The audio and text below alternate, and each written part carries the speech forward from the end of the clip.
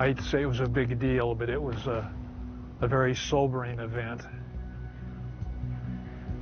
It was nearing 5 o'clock in the afternoon, and I drove out to the airport. Then I saw the airplane out on the tarmac. Nobody really knew exactly what had happened other than that this guy robbed a pharmacy and he had a young hostage inside the plane. I think everybody was kind of learning as they went along, not knowing exactly what was going to happen. That was very, very quiet until there was gunfire.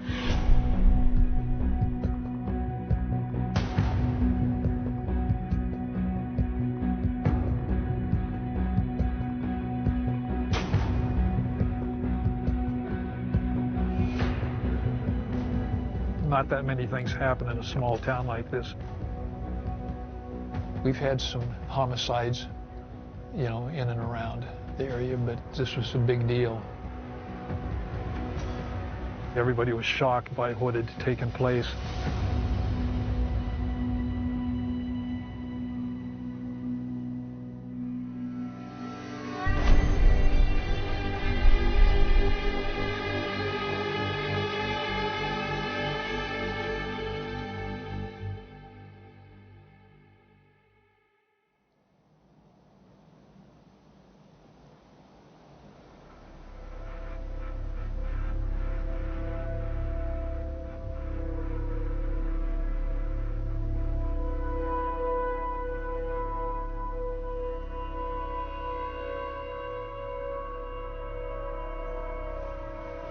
There we go.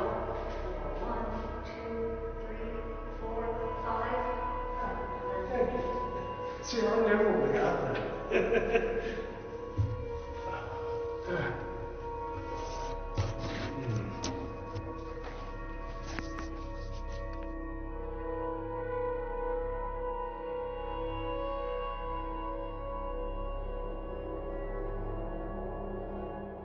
My name is David Cameron Keith.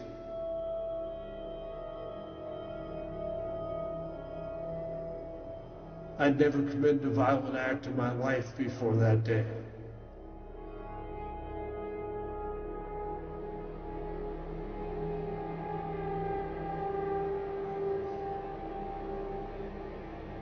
It was the worst day of my life, the worst decisions of my life led to that moment, but it is what it is. It's not something I can take back just because I'm sorry for it.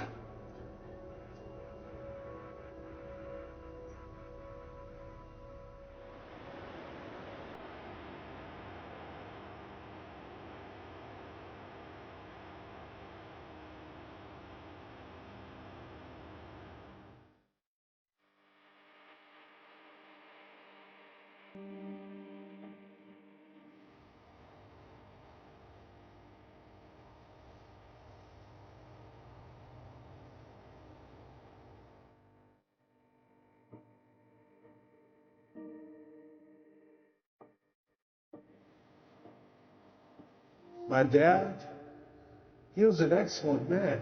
He was an excellent attorney. He just wasn't much of a father. He drank a lot.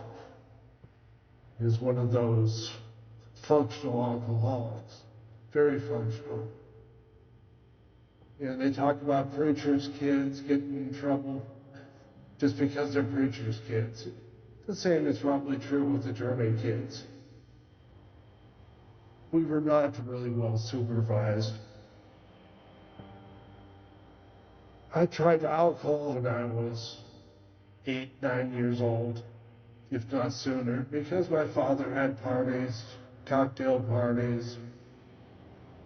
I probably got drunk a couple times in front of them, but I don't remember them ever disciplining me. I was just furniture, if you will.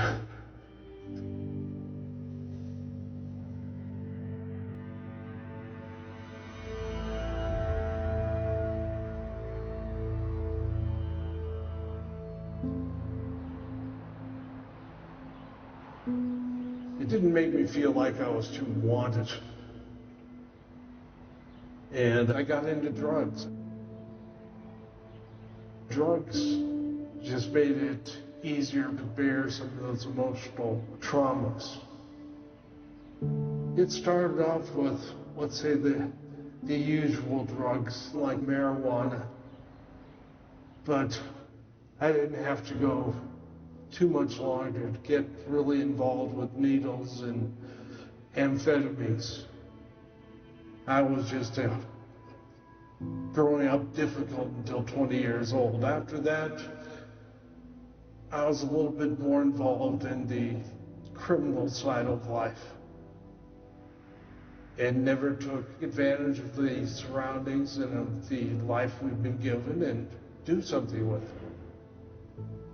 I put a needle in my arm. That's what I did with it.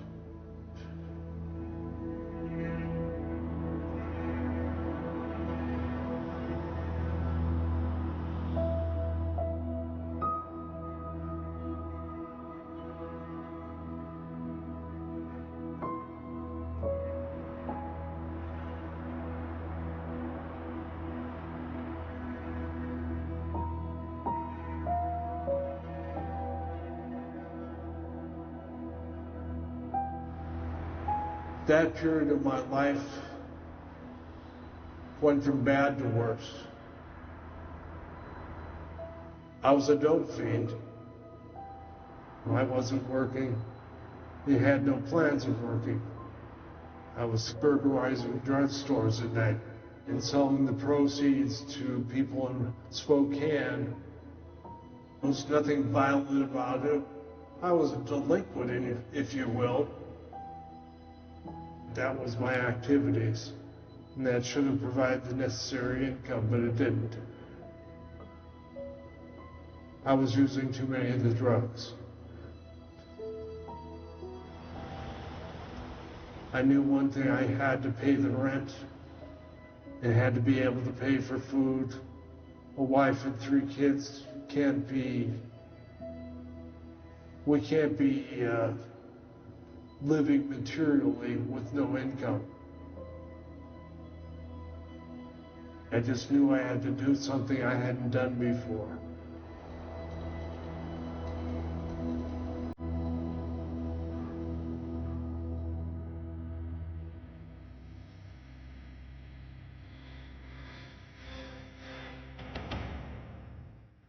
So I went out that morning, drove around western Montana looking for a store that looked comfortable, if one could use that word.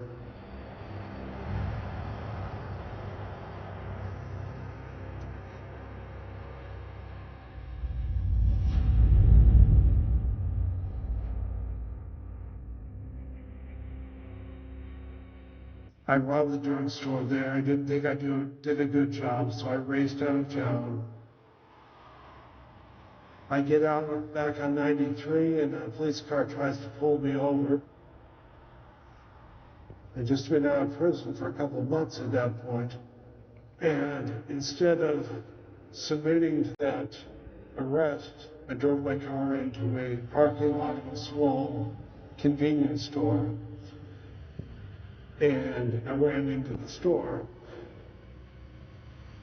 I was looking for a shield. I don't know how I came up with these thoughts. I'd never done this kind of thing before. I came through the door and I saw a movement off the corner of my eye. And I knew that whoever was making that shadow in the corner of my eye wasn't going to be my shield, so I fired a gun in that direction. And then I put my gun on the back of the head of a smaller, what turned out to be a 13-year-old boy. And I would have gone on my merry way. Yeah, right, merry way. No more wife, no more kids. All that stuff had been going through my head.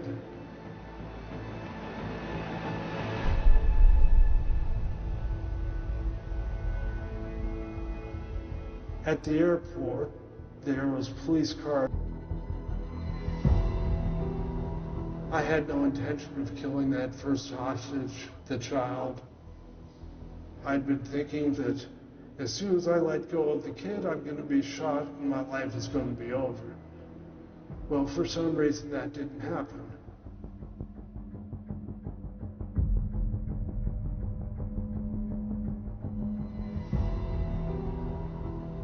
Once we got in the plane, I had my gun on the pilot, a new hostage, and I was hopeful that maybe I would actually live through this night, that nobody would get shot.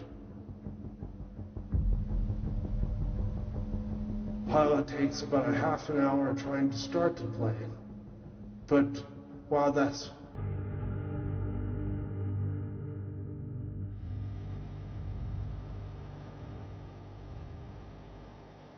the negotiating process had me leaning out the doorway of the plane, talking to the sheriff. And one time when I leaned out, the sniper that was perhaps 50 yards away thought he had a clear shot at me. So he shot me.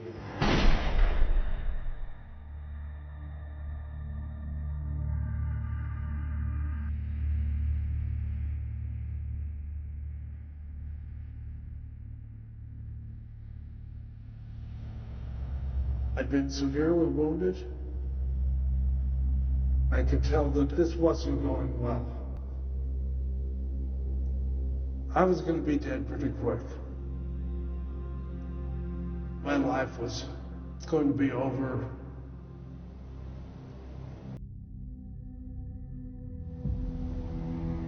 After I shot the pilot, I put down my gun and started backing out of the plane. And that was my last conscious memory. I believe I got shot at the doorway of the aircraft when I got out. I was shot point blank in the back of the head. Most people don't live when they're shot in the back of the head. Here I am 38 years later.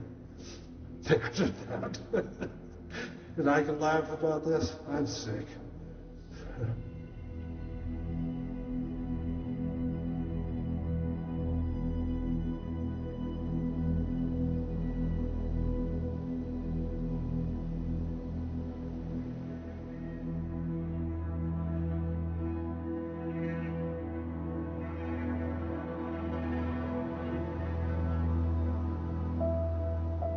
I regret it with every ounce of my body.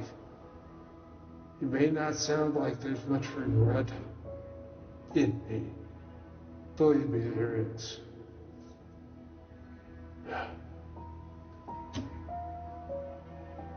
I didn't wake up that morning thinking that I would go out and kill somebody that day. I wish I would have stopped and said, wait a second. But no. There was the feeling chip was not activated, like Delta on Star Trek. Jesus. I wish I would have cared. Emotions had never really been a part of my adult life, and they weren't really a part of it then. I don't like looking too deeply at myself. I shouldn't say I don't like it, I just don't usually do it. There's not much to like there.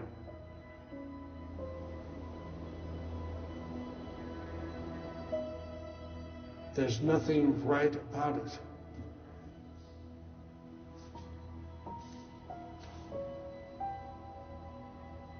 Well, that's really not true. What was really right about it was the pilot volunteering for that child, to take the place of that child.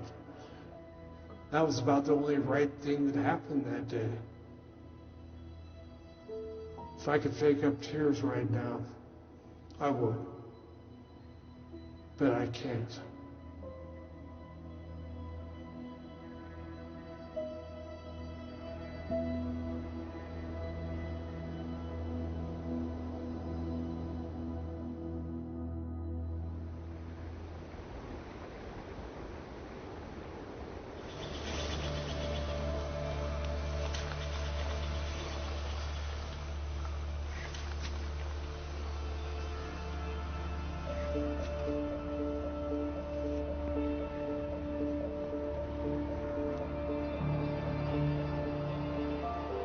I miss my father.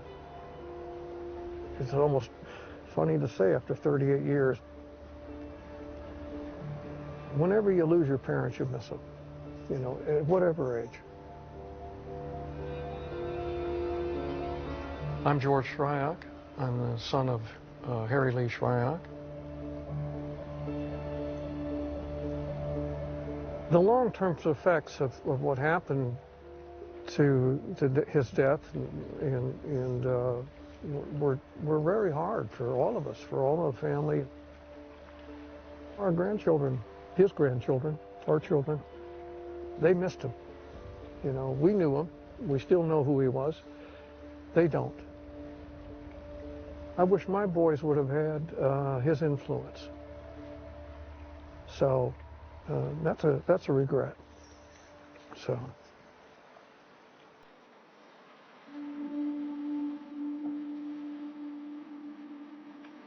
Well, my father came from a humble background in Ohio.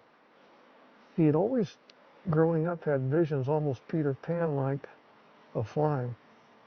And so when he was 20, he joined the Air Corps cadet program. My father spent 30 years in the military in 3 theaters of combat, in World War II, Korea, and Vietnam. But he retired at 51.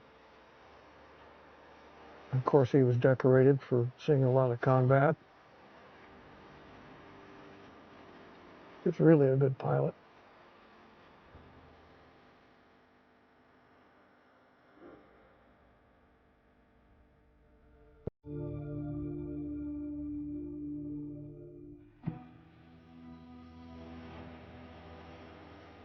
He left this note on the counter because my mom wasn't home. She went by D and he went by Lee. Hostage situation south of town. Have to fly the sheriff down to look it over. Lee.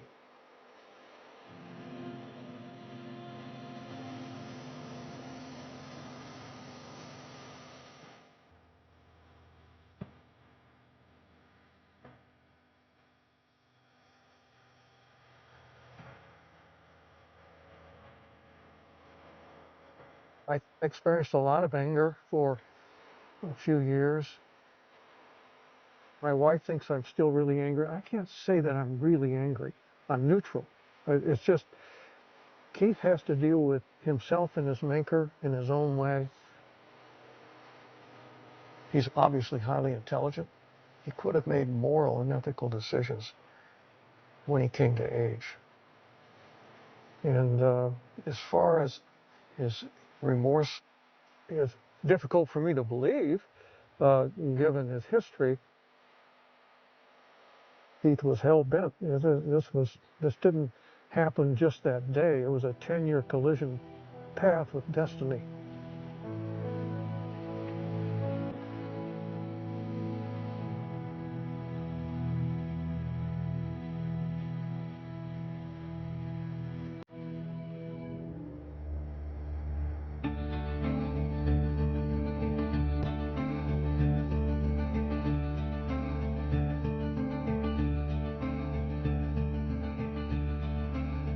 It's an individual decision to forgive one person for their acts. Some people can't forgive, and some people is a way to cleansing the soul.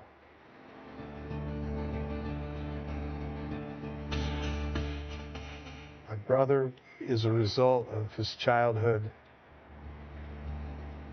He wouldn't be where he is today without his childhood setting him on that path.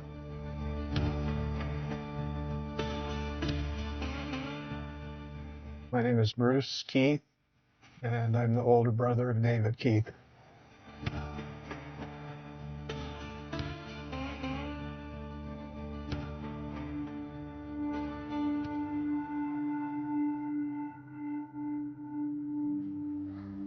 When I saw him in the hospital with the tubes and the wires and the screens with the heartbeat on, it's pretty daunting to look at when it's, a close relative, certainly. And you might see it on TV once in a while. But when it's in your real life, right in your face, it's difficult.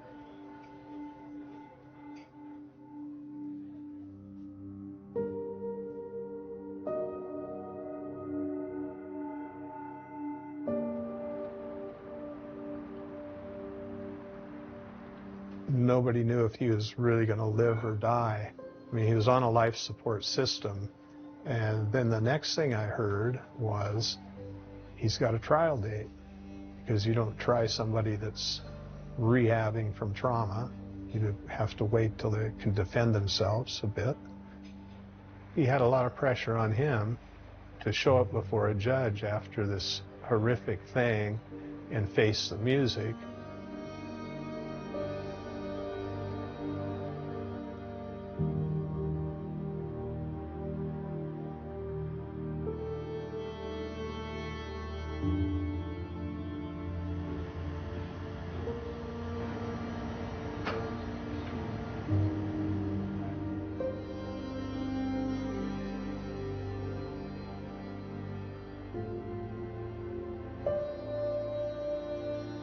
When he stood up in court and pled guilty to his charges, I understood why he did that.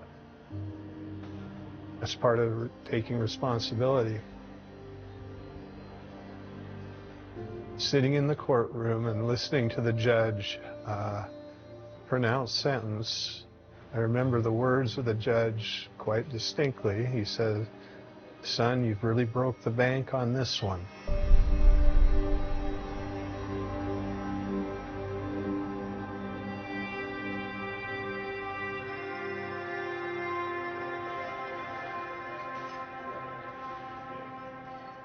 How many people have ever heard of 2 death penalties getting handed out in the same courtroom?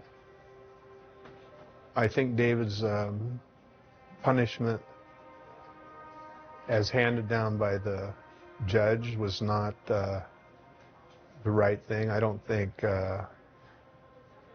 killing anybody is a worthwhile endeavor. I don't know if I even processed it for years, but you certainly know you'll never see him again except behind bars.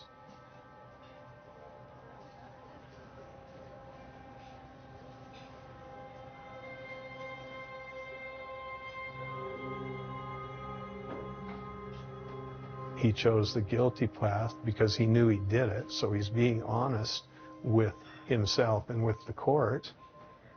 He'll never not be sorry for it.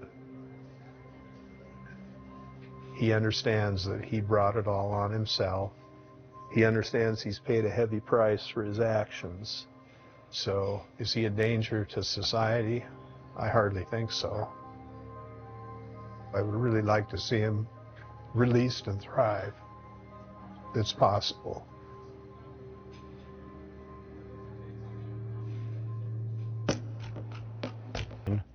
That's my problem. I see all the colors in between in a story like this. My name is Jim Manley. I'm the district court judge for the 20th Judicial District, which is the jurisdiction in which this case was handled.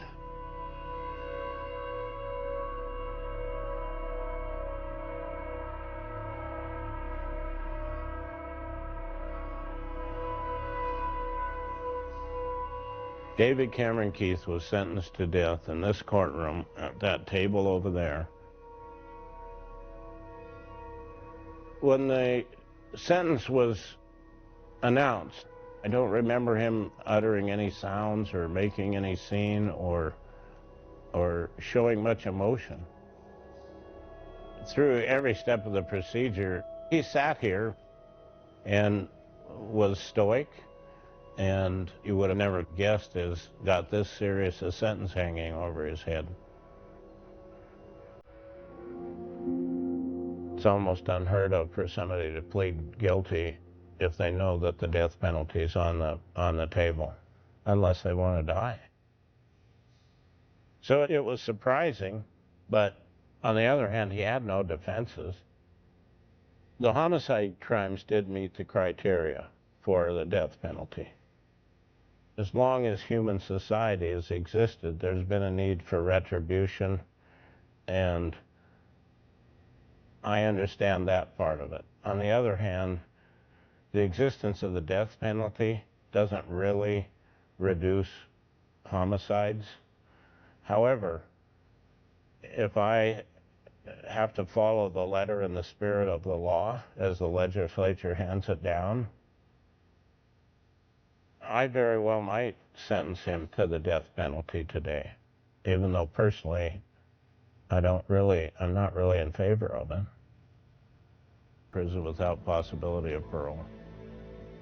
The first time I ever remember a Montana governor commuting a death sentence like that.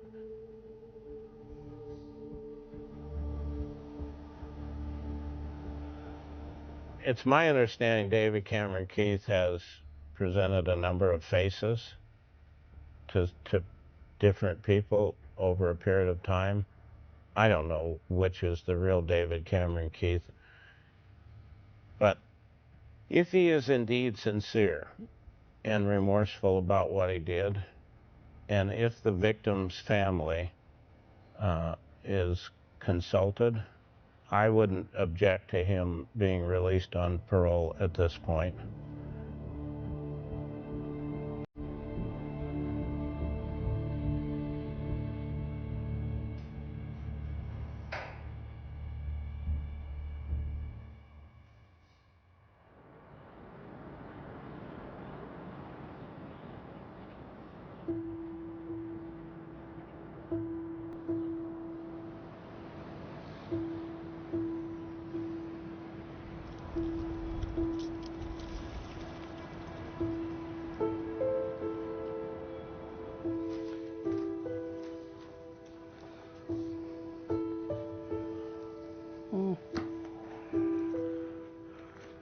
When I think about Dad, I'm proud.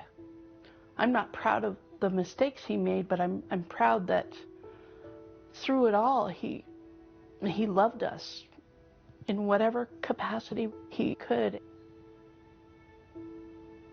I don't believe he was a violent person in any part of his being, but I have seen people with drug addiction backed into a corner and unfortunately do anything they can do to get their fix, to be able to deal with life. I know, without a doubt, that it wasn't premeditated. It wasn't out of malice. It was, oh my God, I'm freaking out here and I don't know what to do.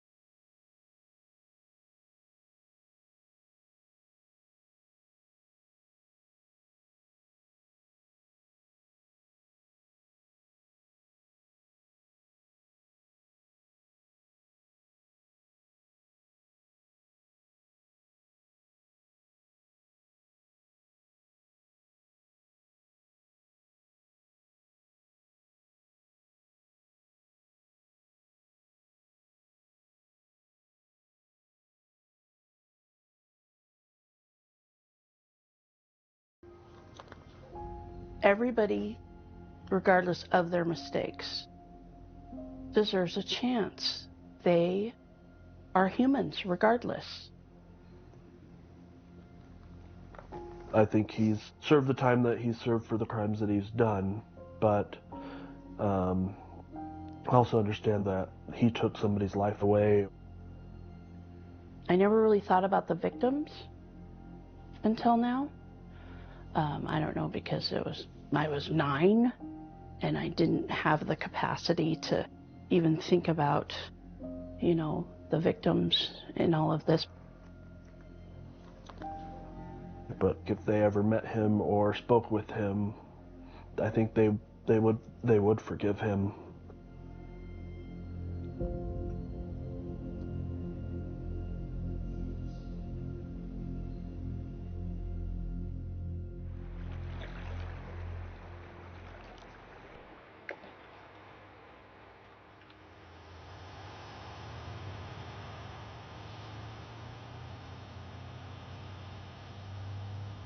David Keith, I found him to be interesting to talk to.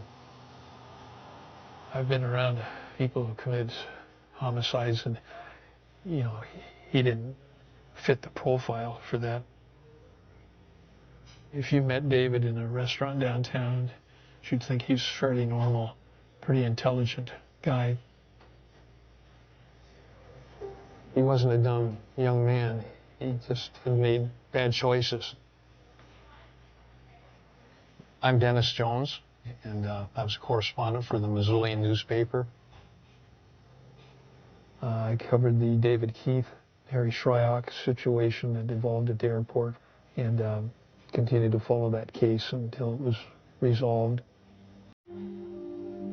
David said it was just a bad day, which is an understatement.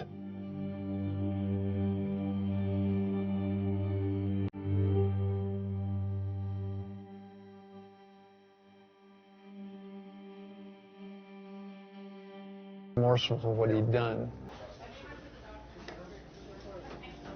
The bullet hole in the back of my head, but I was shot point blank in the back of the head. For some reason, that just doesn't seem to be right. But sour grapes. I put myself in that position, and it is what it is.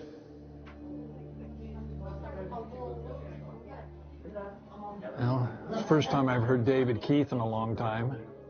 If I'm hearing it correctly, was as he said he was going to try to stay off a death row by pleading guilty.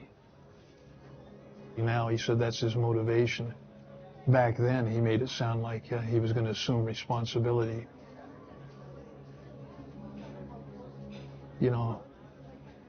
There's some sidebars to everything. Maybe that was partly true, that he wanted to assume responsibility, but at the same time it was a manipulative kind of thing to, as he said, keep me off of death row. It sounds almost like he's gone back in time. Sounds a little more aggressive now, but he's had a lot of time to think about it. He's on a different page. He's thinking about David Keith, not Mr. Shryock and his family. And to that extent, it is disappointing.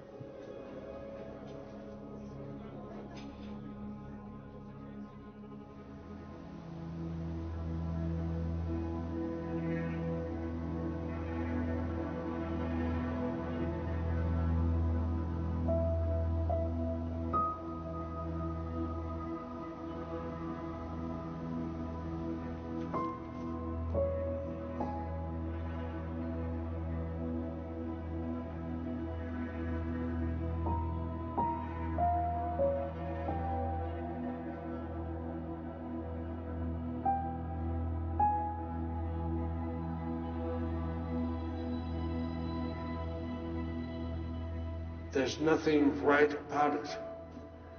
Well, that's really not true. What was really right about it was the pilot volunteering for that child.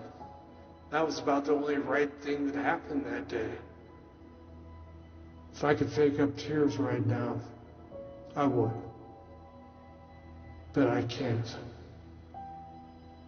I regret killing Mr. Shryock from the bottom of my heart. It's not something that I had intended even 5 seconds earlier. Because I wasn't planning on shooting somebody at that moment in time. I was trying to escape, and had been trying to escape for hours.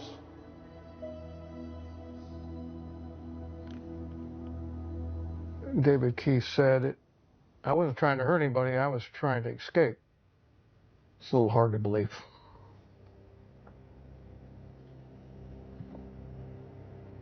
In one day, he held up a drugstore at gunpoint. He stole narcotics.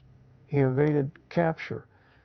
He attempted homicide shooting at a store owner. He kidnapped his son, held him at gunpoint, took my father hostage, and committed homicide, all in one day. And that's just to cap off a 10-year career as a sociopath, literally in crime for a decade, in and out of prison, on parole. But he talked his way out of those things. So he spent a lifetime honing these criminal skills, and it had to end in tragedy. Does he believe his remorse? That would be a good question. For somebody with such sociopathic tendencies and who's fairly glib and obviously articulate, is it believable? It really isn't to me. He's a real con guy, and if he could make a play to get some special dispensation and get the governor to make some change in his sentence, he'd do it.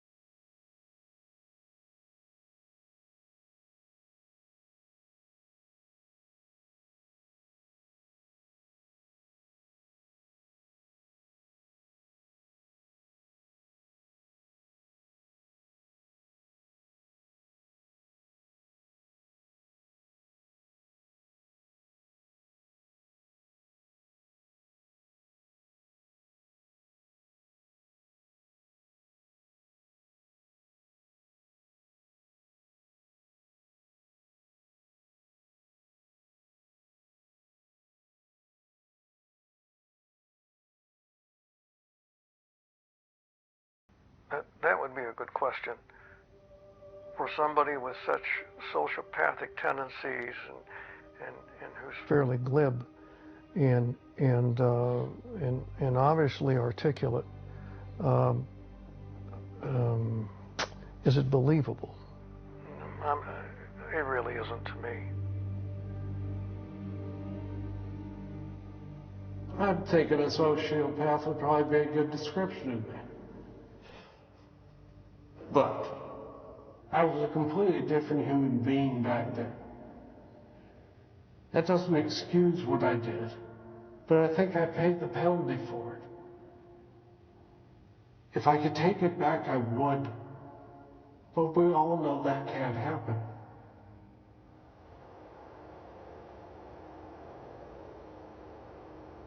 I can honestly say that from the bottom of my heart, I am sorry.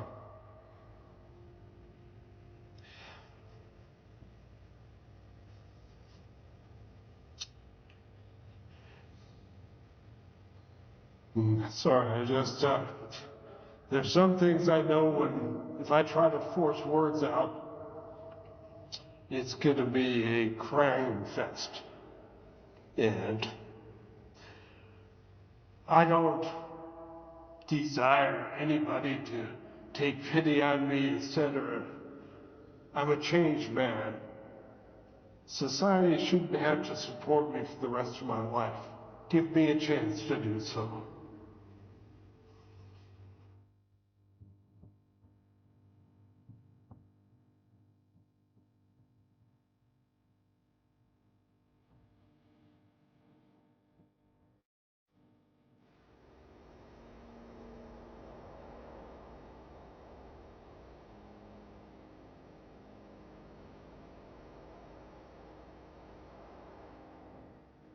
What I've missed out on in life could fill a book, probably 100 times over. You, me, everybody. We all make mistakes. Don't waste your life like I did.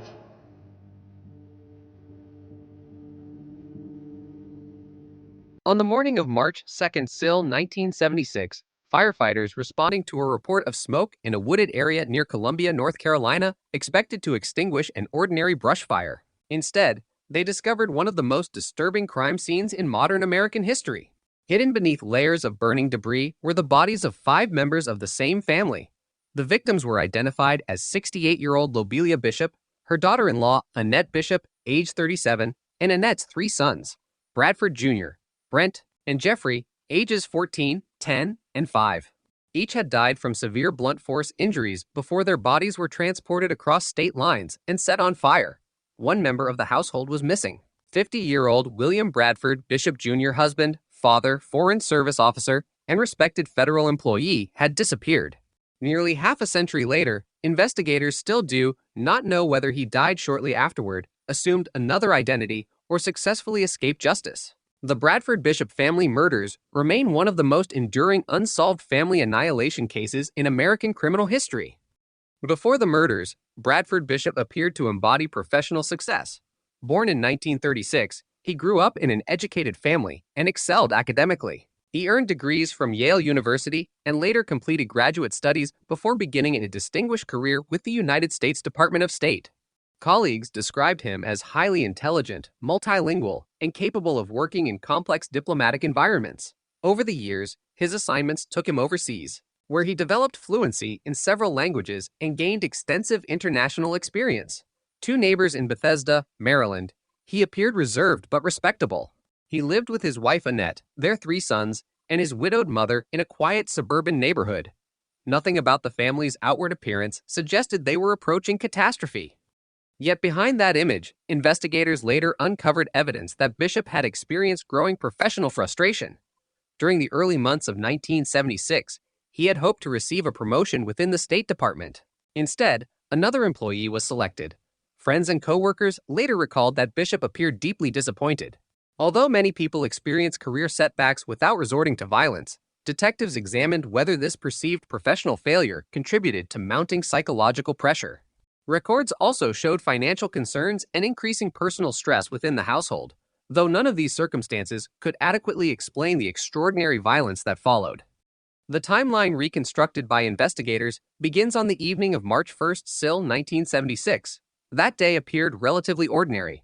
The Bishop children attended school. Bradford Bishop reported for work. Nothing publicly indicated that the family would soon vanish. Sometime that evening, according to investigators, the 5 victims were attacked inside the family's home on Chatburn Road in Bethesda. Autopsy findings later indicated they died from repeated blows delivered by a blunt instrument. Authorities eventually identified a small sledgehammer found inside the house as the likely murder weapon, although the exact sequence of events inside the residence has never been conclusively established. The brutality of the crime contrasted sharply with the absence of obvious chaos. Detectives found remarkably little evidence of a struggle beyond the fatal attacks themselves. This suggested the victims may have been caught by surprise. The youngest child was only 5 years old. The oldest was 14. Annette Bishop and Lobelia Bishop also had no opportunity to escape. Investigators concluded that all 5 victims were killed before their bodies were loaded into the family's station wagon. The following day, March 2nd, witnesses reported seeing Bradford Bishop engaged in activities that appeared strangely routine. Surveillance did not exist in the way it does today, but investigators pieced together his movements using receipts, witness statements, and business records.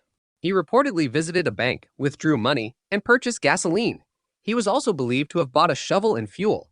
None of those individual actions appeared suspicious at the time. Only later would detectives view them as part of a carefully planned effort to dispose of evidence. Sometime during that day, Bishop drove approximately 300 miles south from Maryland into rural North Carolina. The destination was an isolated wooded area near Columbia, a location with no known direct connection to the family. Why he selected that site remains uncertain. Investigators have never determined whether he knew the area from previous travel or simply chose an isolated location where discovery seemed unlikely. There, authorities believe he dumped the bodies into a shallow depression, covered them with brush and debris, poured gasoline over the scene, and set it ablaze before driving away. The fire did not completely destroy the evidence. Although the flames severely damaged the remains, forensic investigators successfully identified the victims through dental records and other available methods. The medical examination established that the fire occurred after death rather than causing it. This finding fundamentally shaped the investigation. It demonstrated that whoever ignited the blaze intended not to kill, but to conceal a crime already committed. Attention immediately focused on Bradford Bishop because he could not be located. Detectives searched the family home and discovered additional evidence suggesting deliberate preparation. His personal belongings were largely missing. So was the family station wagon. Investigators quickly issued nationwide alerts while federal agencies joined the search. Within days, authorities located the abandoned vehicle at the Great Smoky Mountains National Park in Tennessee. Inside were personal effects, but no sign of Bishop himself. The location introduced one of the central mysteries that continues to define the case. Did Bishop abandon the vehicle and disappear into the surrounding wilderness? Did someone pick him up? Had he arranged transportation in advance? Or was the abandoned car itself intended to mislead investigators regarding his true direction of travel? Despite extensive searches, no trace of him was found in the national park. As the investigation expanded, authorities examined Bishop's extensive international background. Unlike many fugitives, he possessed exceptional knowledge of foreign countries, international travel procedures, multiple languages, and diplomatic systems. His years with the State Department meant he understood passports, border crossings, and overseas bureaucracies better than most Americans. Investigators immediately recognized that these skills could significantly complicate efforts to locate him. The Federal Bureau of Investigation soon assumed a major role in the case. Bradford Bishop was charged with 5 counts of first-degree murder, and an arrest warrant was issued. Over time, he would become one of the Bureau's longest-running fugitive investigations. Yet despite international publicity, thousands of tips, and repeated reviews of the evidence, no confirmed sighting has ever conclusively established what happened after he disappeared. The investigation produced numerous reported sightings over the decades. Witnesses claimed to have seen Bishop in Europe, the Pacific Northwest, the American South, and several foreign countries. Some reports described a man speaking fluent French. Others involved individuals living under assumed identities whose appearance resembled age-progressed FBI photographs. Every significant lead demanded careful investigation. Most were eventually eliminated through fingerprints, DNA comparisons where possible, or documentary evidence. None produced the breakthrough investigators sought. One of the more widely publicized developments occurred years later when authorities investigated a man living in Italy whose appearance bore similarities to Bishop. The lead generated considerable public interest because the suspect reportedly spoke several languages and had a background consistent with someone capable of living abroad unnoticed. Investigators traveled internationally to examine the evidence. DNA testing ultimately excluded the individual, bringing another promising lead to an end. The case has repeatedly returned to public attention through age progression technology as Bishop grew older. Forensic artists updated his appearance to reflect how he might look in his 60s, 70s, and eventually 80s. These images circulated internationally through television programs, FBI bulletins, newspapers, and digital media. They reflected an unusual challenge for investigators. If Bishop remained alive, he would have spent decades continuously aging while potentially adapting his appearance, changing hairstyles, growing facial hair, or living under an assumed identity. Every passing year complicated recognition. Experts who have studied family annihilation cases frequently cite Bradford Bishop because his circumstances differ from many similar crimes. In numerous documented cases, perpetrators die by suicide shortly after killing family members. Bishop did not. Whether he planned his disappearance long before the murders or improvised afterward remains unknown. But investigators have consistently argued that evidence suggests preparation rather than panic. Purchases made after the estimated time of death, the long drive to North Carolina, and the abandonment of the vehicle hundreds of miles from the murder scene all indicate deliberate actions occurring over many hours. Even after nearly 50 years, investigators continue to emphasize an important distinction. Bradford Bishop has never been found, but neither has there been credible evidence confirming his death. No verified death certificate exists. No identified remains have matched his DNA. No authenticated confession has surfaced. The official position remains unchanged. He is still wanted for the murders of his mother, wife, and 3 sons, and the case remains open. That uncertainty has transformed the investigation from a horrific homicide into one of America's longest-running fugitive mysteries. Every anniversary renews the same unanswered question that has haunted investigators since March 1976. How does a man accused of murdering his entire family simply disappear without leaving a trace? By the time investigators confirmed the identities of the 5 victims discovered in rural North Carolina, the homicide investigation had already expanded across multiple states. The detectives from Maryland, North Carolina, the Federal Bureau of Investigation, and numerous local agencies were suddenly working the same case. The crime scene in the woods represented only the final chapter of the murders. The real investigation began hundreds of miles away in Bethesda, Maryland, inside the quiet suburban home where authorities believed every victim had first been attacked. From the earliest hours, investigators faced to separate but connected questions.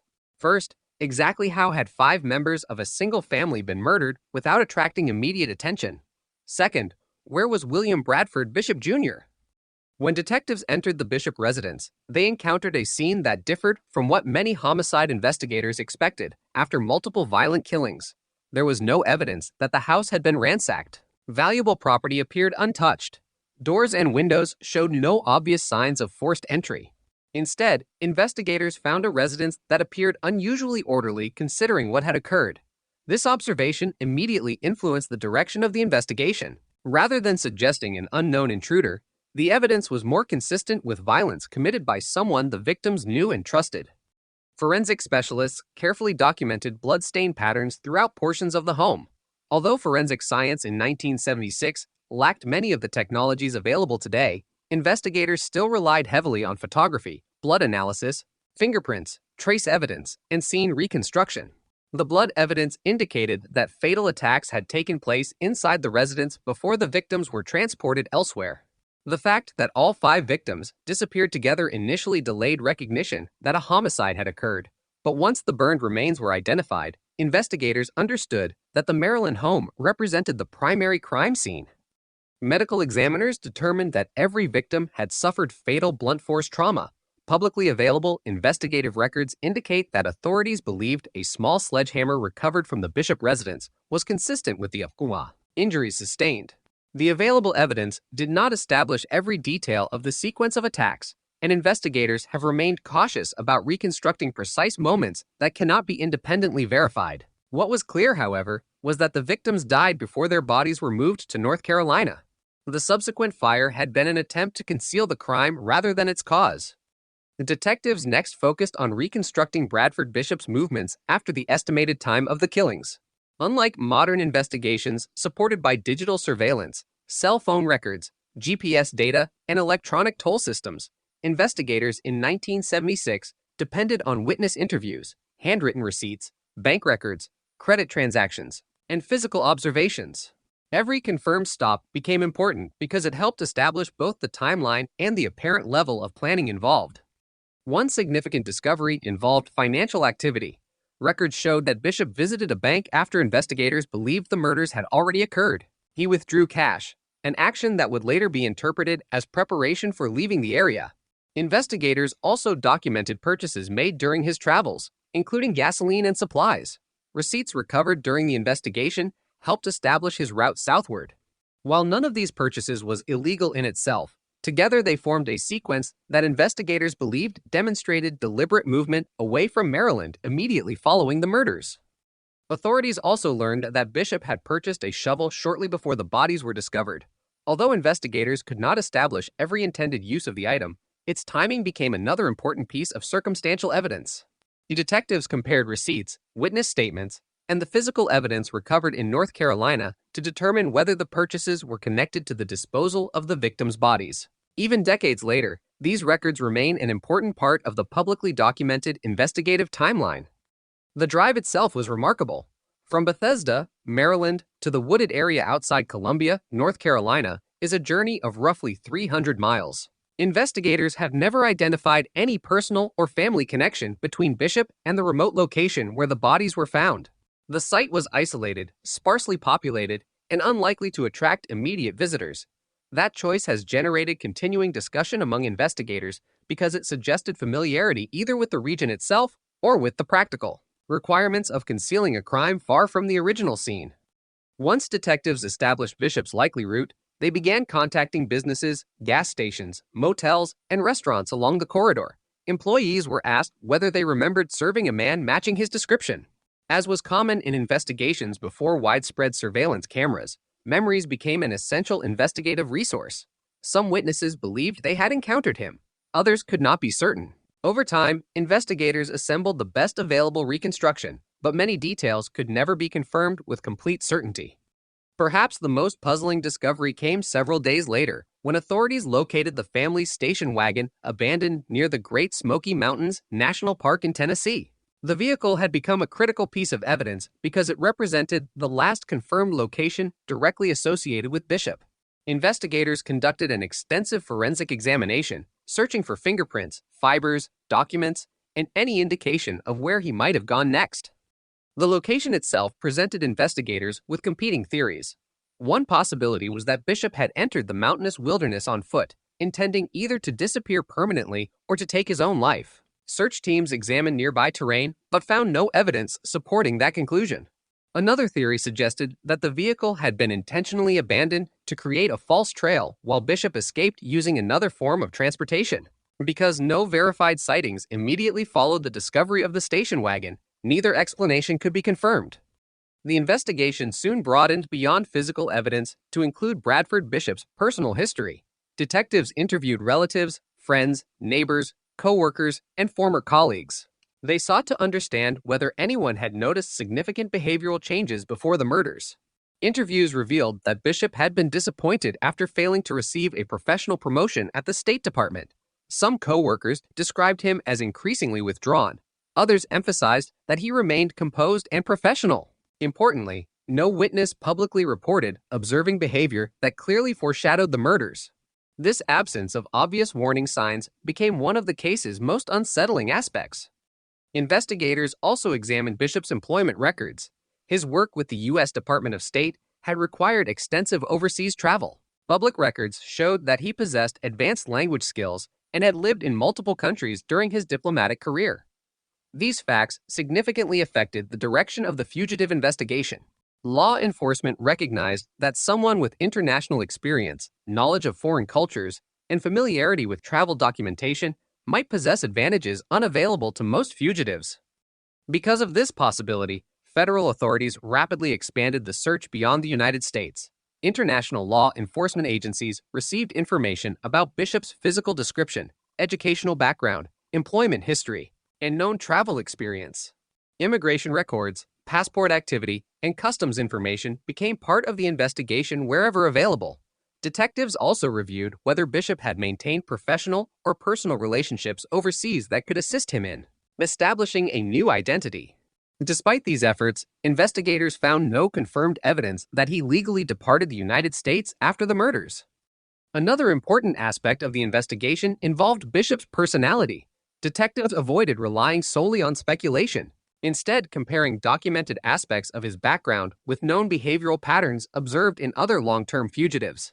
Publicly released investigative summaries describe Bishop as highly intelligent, disciplined, organized, and capable of long-term planning.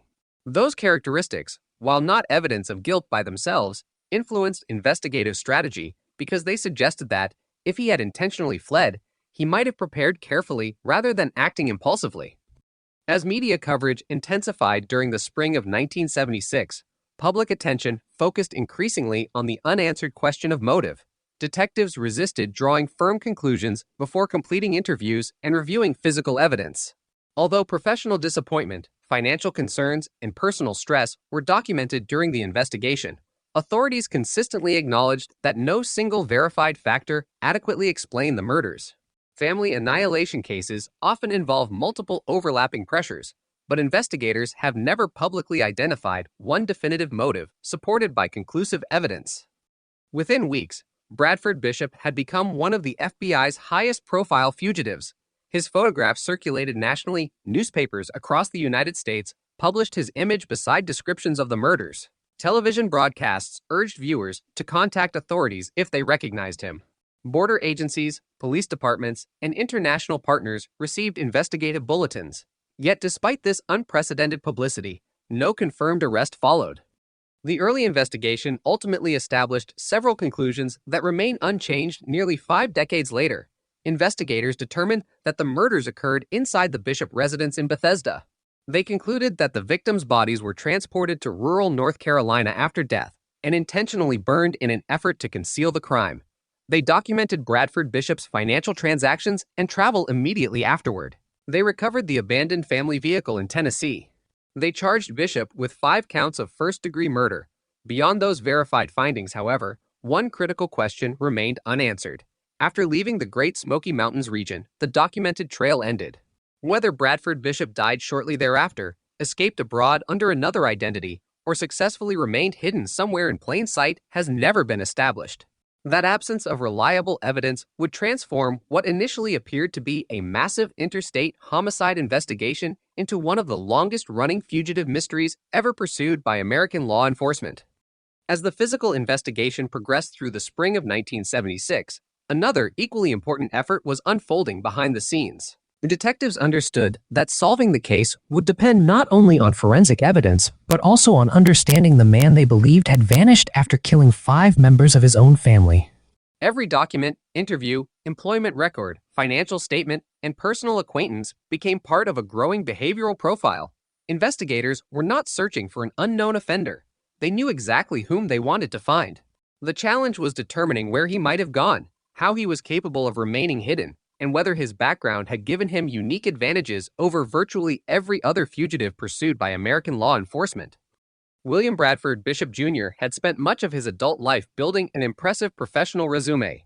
Public records show that he graduated from Yale University before continuing his education with graduate studies. He later joined the United States Department of State, an institution that required employees to meet demanding standards for intelligence, judgment, and international awareness. Throughout his career, Bishop served in diplomatic assignments overseas, gaining extensive experience living and working outside the United States. Those assignments exposed him to different cultures, transportation systems, bureaucratic procedures, and foreign languages.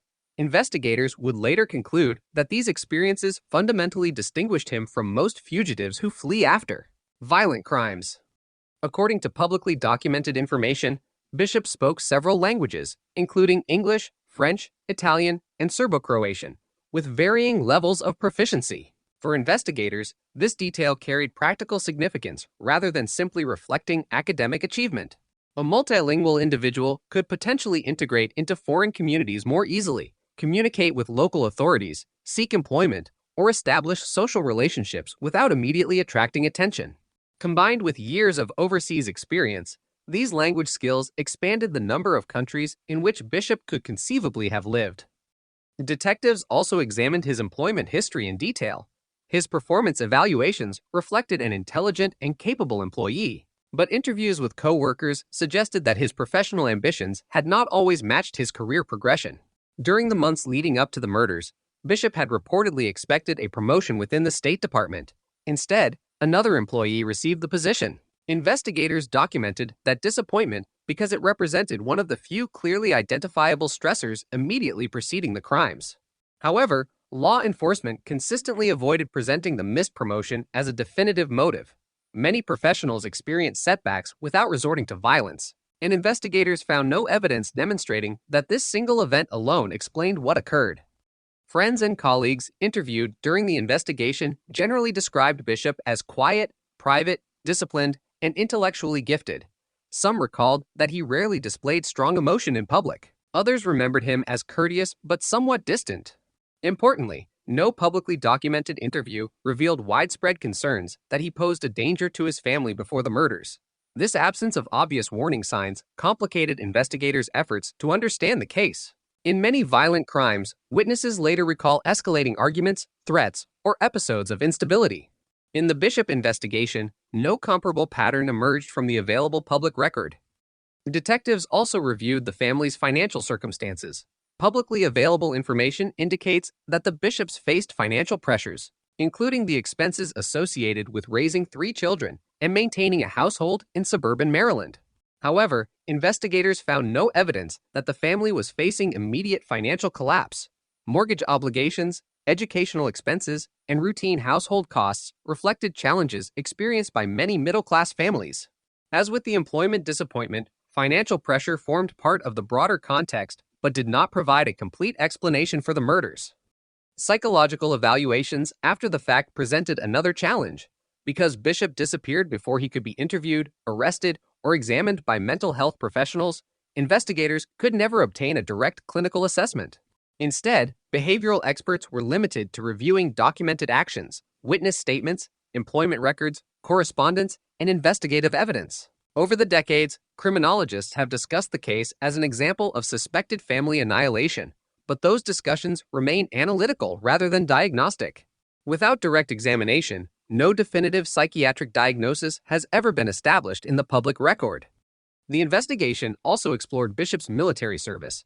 Public information indicates that he served in the U.S. Army before entering the Foreign Service.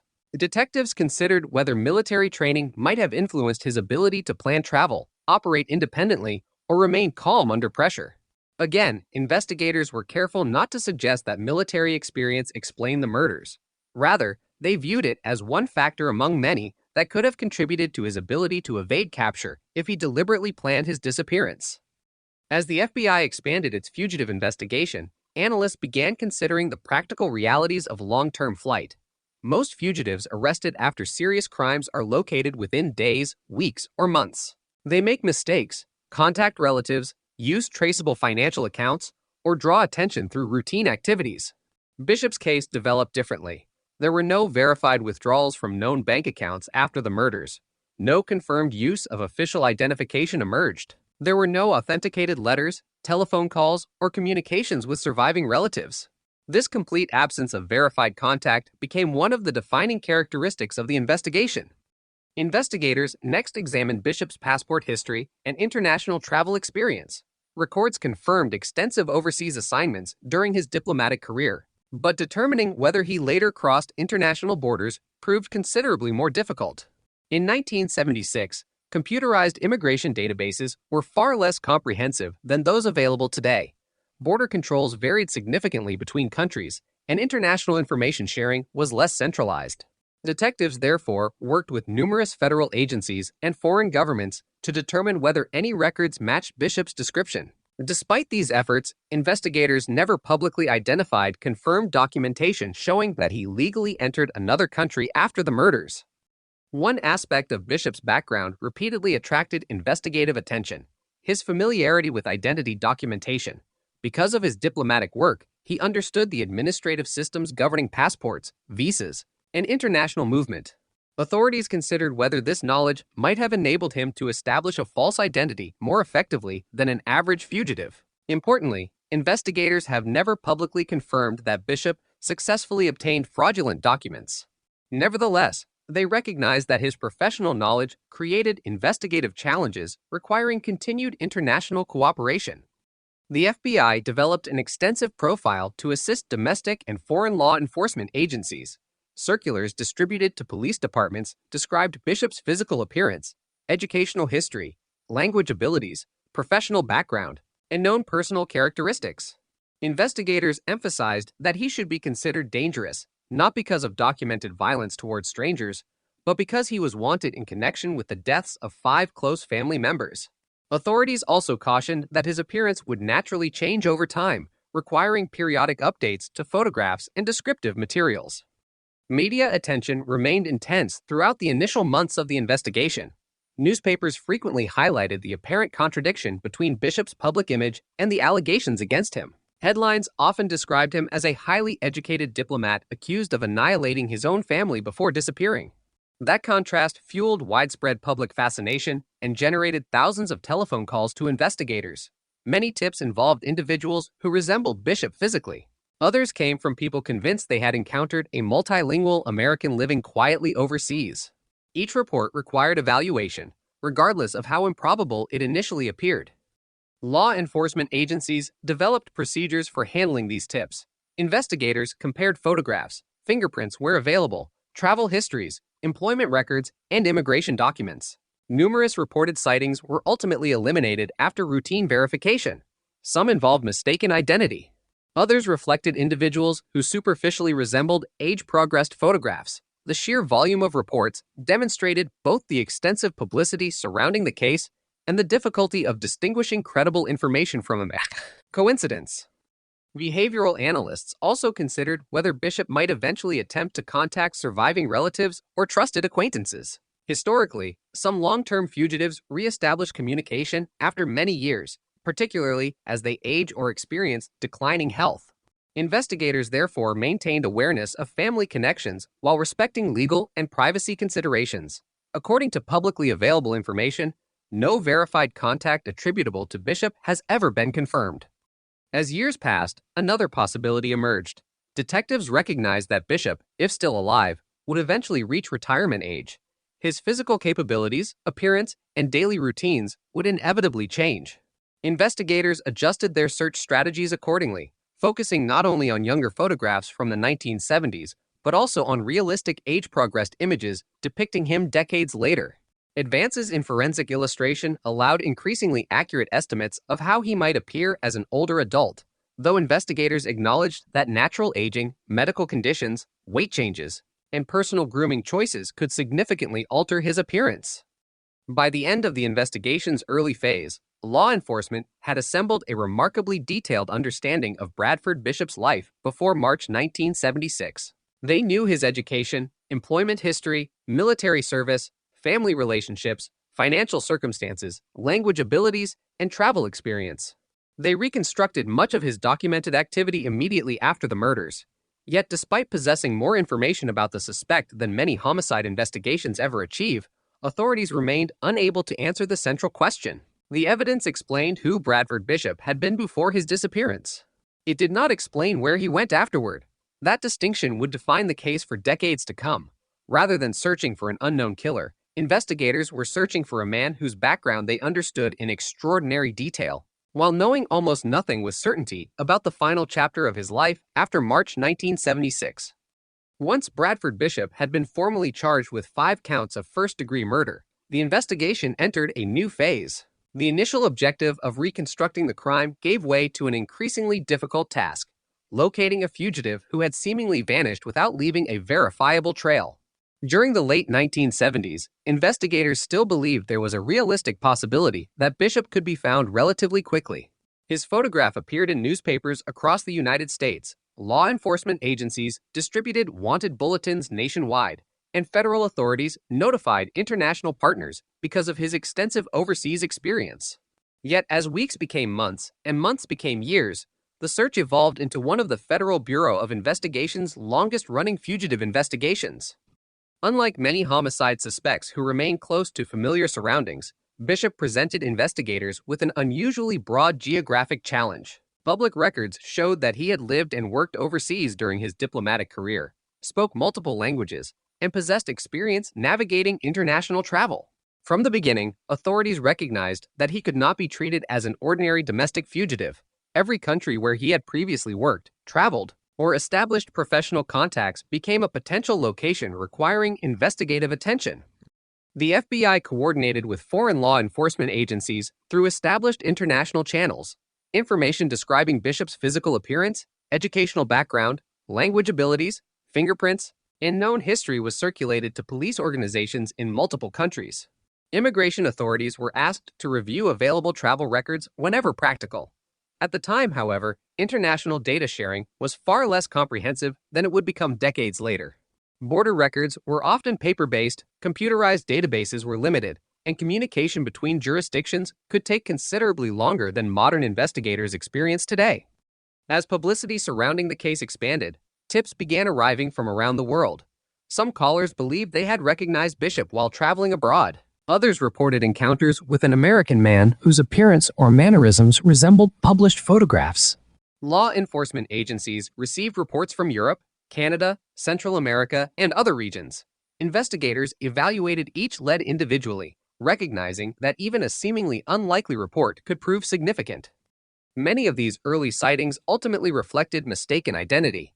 Public attention surrounding the murders had made Bishop's face recognizable, but resemblance alone could not establish his presence. The detectives compared photographs, reviewed employment histories, examined immigration records where available, and interviewed witnesses. In many cases, individuals initially suspected of being Bishop were conclusively identified as unrelated persons. Although these investigations rarely generated headlines after being resolved, they consumed substantial investigative resources and demonstrated the complexity of pursuing an internationally known fugitive. The FBI also examined Bishop's professional relationships developed during his years with the Department of State. Investigators reviewed whether former colleagues, acquaintances, or overseas contacts might have unknowingly encountered him after the murders or assisted him in establishing a new life. Publicly available information does not indicate that investigators uncovered evidence showing anyone knowingly helped Bishop evade arrest. Nevertheless, his international background remained central to the search because it distinguished him from fugitives whose experience was limited to the United States. One recurring investigative question involved the possibility of an assumed identity. Detectives considered whether Bishop might have obtained fraudulent identification after abandoning the family station wagon in Tennessee. His familiarity with passports, visas, and international documentation made this a reasonable investigative hypothesis. However, authorities have consistently emphasized an important distinction. While investigators considered the possibility that he adopted another identity, no publicly confirmed evidence has established that he successfully did so. The theory remains one of several explanations explored during the investigation rather than a verified fact. Throughout the late 1970s and into the 1980s, improvements in information sharing gradually expanded investigative opportunities. Law enforcement agencies developed more centralized criminal databases, while international cooperation became increasingly structured. Each technological advance prompted investigators to review the Bishop case again. Existing records were re-examined, fingerprints were compared against new databases, and earlier leads were reassessed in light of updated information. These periodic reviews reflected a broader principle in long-term fugitive investigations. Evidence that appears insignificant during one era may acquire new relevance as investigative methods evolve. Media exposure also continued. Newspapers periodically revisited the case on major anniversaries, reminding the public that Bishop remained at large. Television programs devoted to unsolved crimes featured reconstructed timelines, photographs, and interviews with investigators. Such coverage often generated new tips, although the overwhelming majority could not be substantiated. Even so, investigators welcomed public participation because historical experience had shown that long-term fugitives are sometimes identified through chance recognition decades after the original crime. One significant characteristic distinguished the Bishop investigation from many other cold cases. Investigators were not searching for unknown offenders whose identities depended upon future forensic breakthroughs. They had already identified the suspect and secured an arrest warrant. The central challenge lay entirely in locating him. This difference influenced investigative strategy. Rather than prioritizing unidentified DNA profiles or latent fingerprint comparisons from the crime scene, law enforcement concentrated on tracing possible movements, verifying reported sightings, and monitoring information that might reveal whether Bishop remained alive. As the years passed, age itself became an important investigative factor. The man who disappeared in 1976 was in his late 30s. By the 1990s, if alive, he would have entered his 60s. Physical appearance inevitably changes over decades, making older photographs progressively less useful.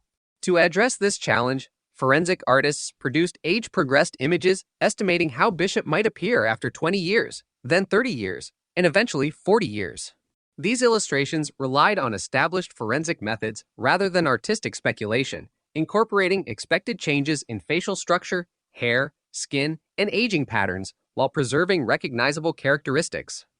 Investigators distributed these updated images to police agencies and the public. The objective was straightforward.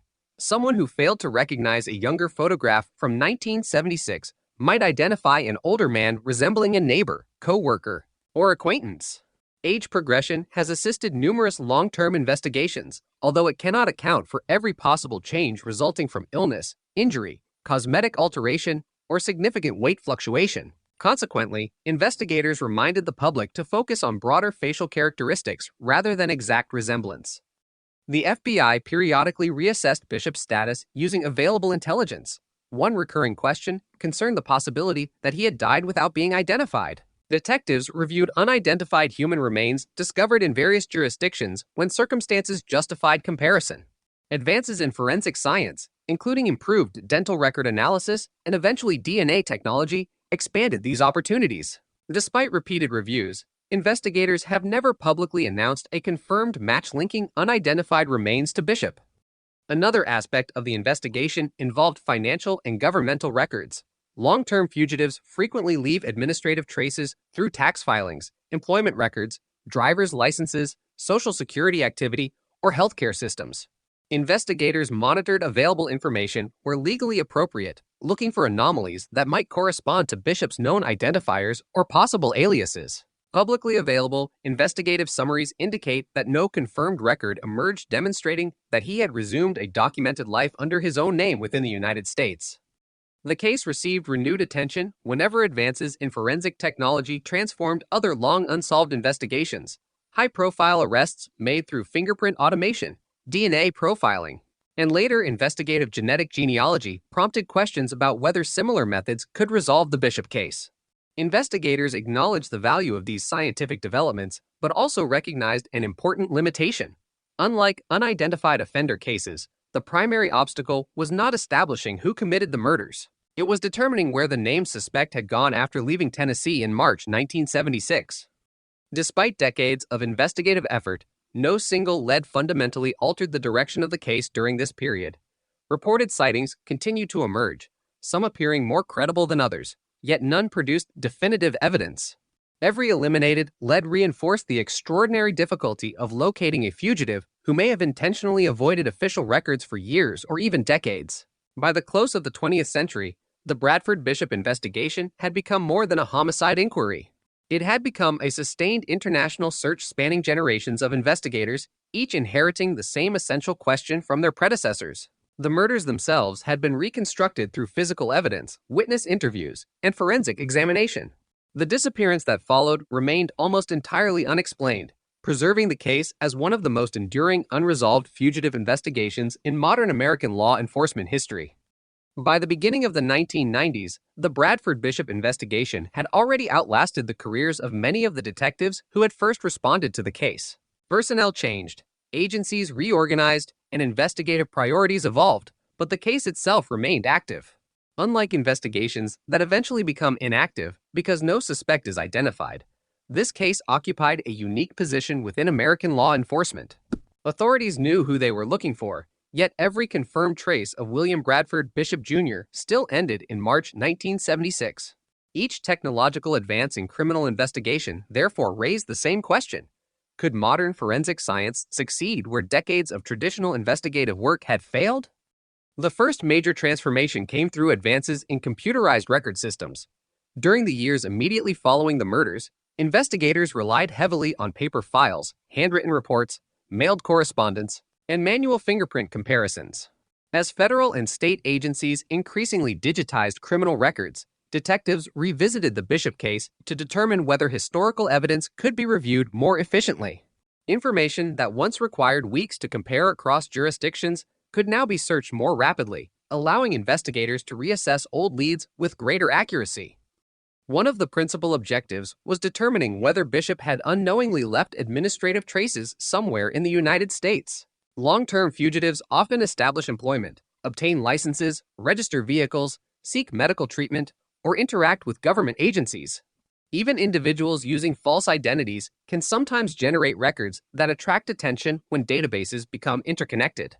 Investigators therefore reviewed available governmental and criminal justice systems for information that might correspond to Bishop's known identifying characteristics or to aliases that had emerged during the investigation.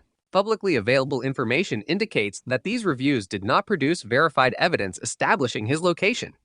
At approximately the same time, forensic science experienced another revolutionary development. DNA analysis began transforming criminal investigations throughout the United States. Cases that had remained unsolved for years were suddenly yielding new suspects through biological evidence preserved from crime scenes.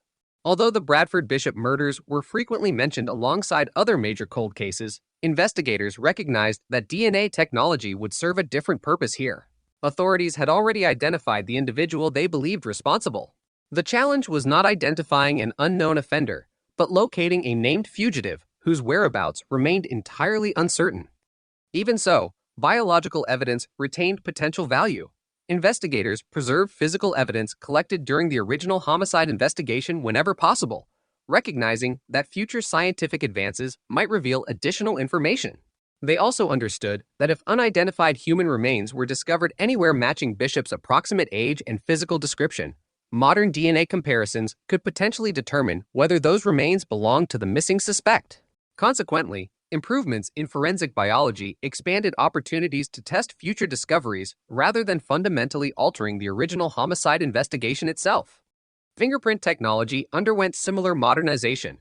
Automated fingerprint identification systems, commonly known as AFIs, allowed law enforcement agencies to compare fingerprints against increasingly large databases at speeds unimaginable in the 1970s.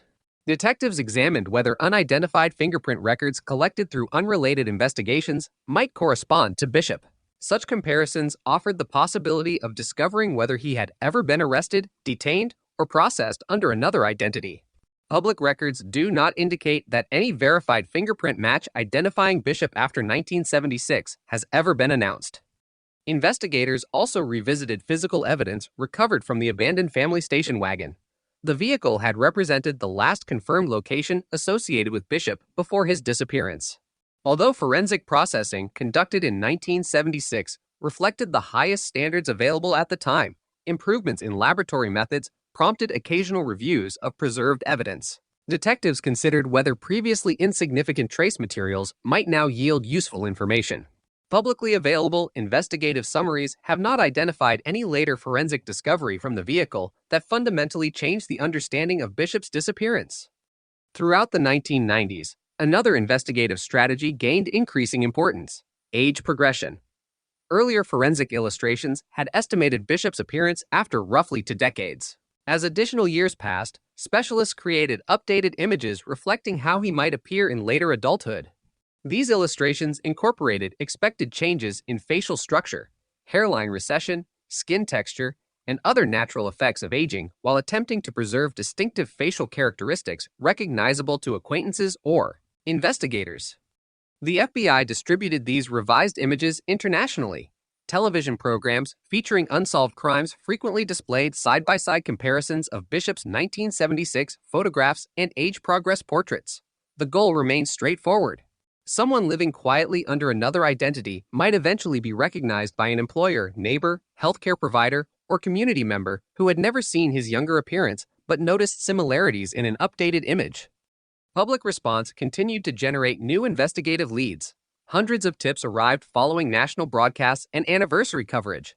Many involved individuals who superficially resembled the age-progressed photographs. Others concerned multilingual Americans living overseas whose backgrounds appeared unusually difficult to verify. Every report required careful evaluation because history had repeatedly demonstrated that successful fugitive arrests sometimes begin with seemingly ordinary observations reported by private citizens. One challenge facing investigators involved balancing public interest with evidentiary standards. High-profile fugitive cases naturally encouraged speculation. Newspapers occasionally published articles exploring possible scenarios regarding Bishop's fate. Television commentators discussed whether he had escaped overseas, died shortly after abandoning his vehicle, or successfully assumed another identity. Law enforcement officials consistently distinguished between these public theories and verified investigative findings. While multiple possibilities remained under consideration, authorities repeatedly emphasized that none had been established through conclusive evidence. The possibility that Bishop had died years earlier without being identified also remained under active consideration. Investigators periodically reviewed unidentified human remains discovered across North America and, when circumstances warranted, internationally. Dental records, fingerprints where available, and eventually DNA analysis provided opportunities to compare unidentified decedents against Bishop's known records. Such comparisons reflected standard investigative practice rather than any specific evidence suggesting a particular location. To date, no publicly confirmed identification has established that Bishop died shortly after the murders or at any point thereafter. Another significant development during this period involved improved international cooperation.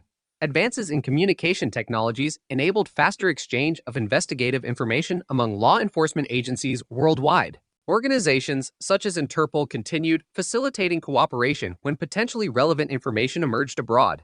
Although these systems greatly improved investigators' ability to verify reported sightings, they also demonstrated how few credible leads ultimately withstood detailed examination. Behavioral specialists continued studying the case as an example of prolonged fugitive behavior. Without claiming certainty regarding Bishop's actions after 1976, analysts considered several broad possibilities supported by historical experience with other fugitives. Some offenders successfully establish quiet lives under assumed identities for many years. Others rely on informal employment, avoiding official documentation whenever possible. Some die without ever being identified. Because direct evidence remained absent, investigators avoided assigning probabilities to any single explanation. Instead, they maintained multiple investigative pathways simultaneously. By the late 1990s, the Bradford Bishop investigation had entered an unusual stage. It was no longer driven primarily by eyewitness memories or fresh physical evidence. Instead, it relied increasingly upon technological advances capable of revealing information previously impossible to obtain. Every improvement in forensic identification, computerized record systems, international information sharing, or public communication created another opportunity, however small, to discover evidence that earlier investigators simply could not access. Despite these advances, one fact remained remarkably consistent.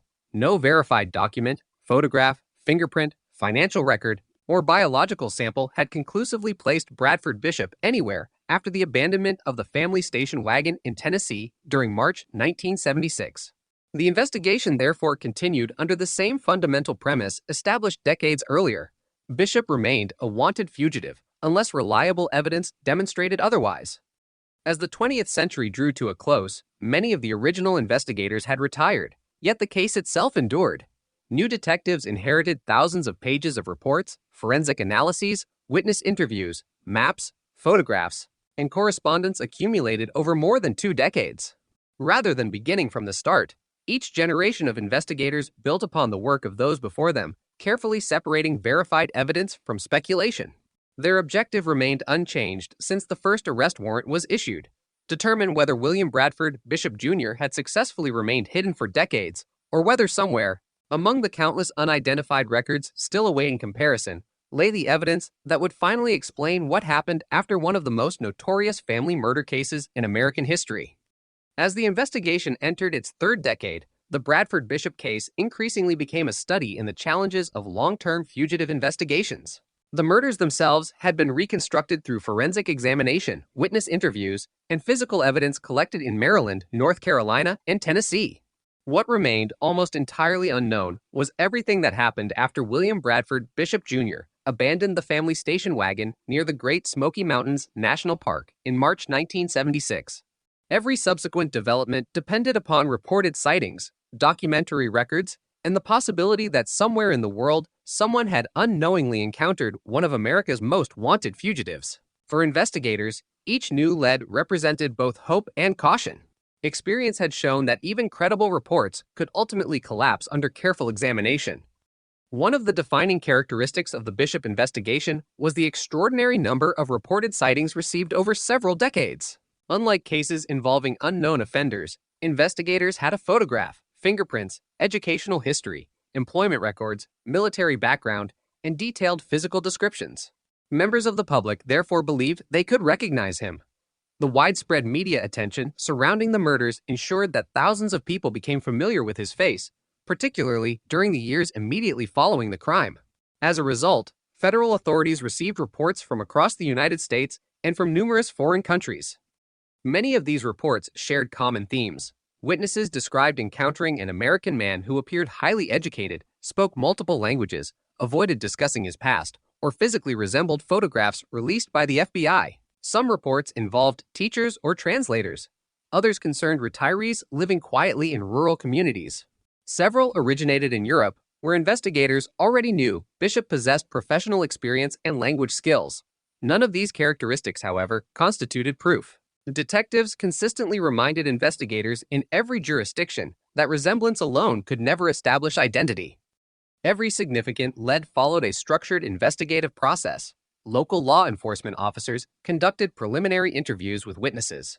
Investigators attempted to identify the individual in question through official documents, employment histories, immigration records, or fingerprints where legally obtainable. If the evidence remained sufficiently compelling, FBI personnel became directly involved. Many investigations required coordination with foreign police agencies and diplomatic authorities. Even when a lead ultimately proved incorrect, investigators documented the findings to prevent unnecessary duplication of effort in the future. One recurring challenge involved the natural effects of aging. Bradford Bishop disappeared at 39 years of age. By the late 1980s and 1990s, he would have appeared substantially different from the photographs taken before the murders. Hair color, facial features, posture, and body weight all change over time.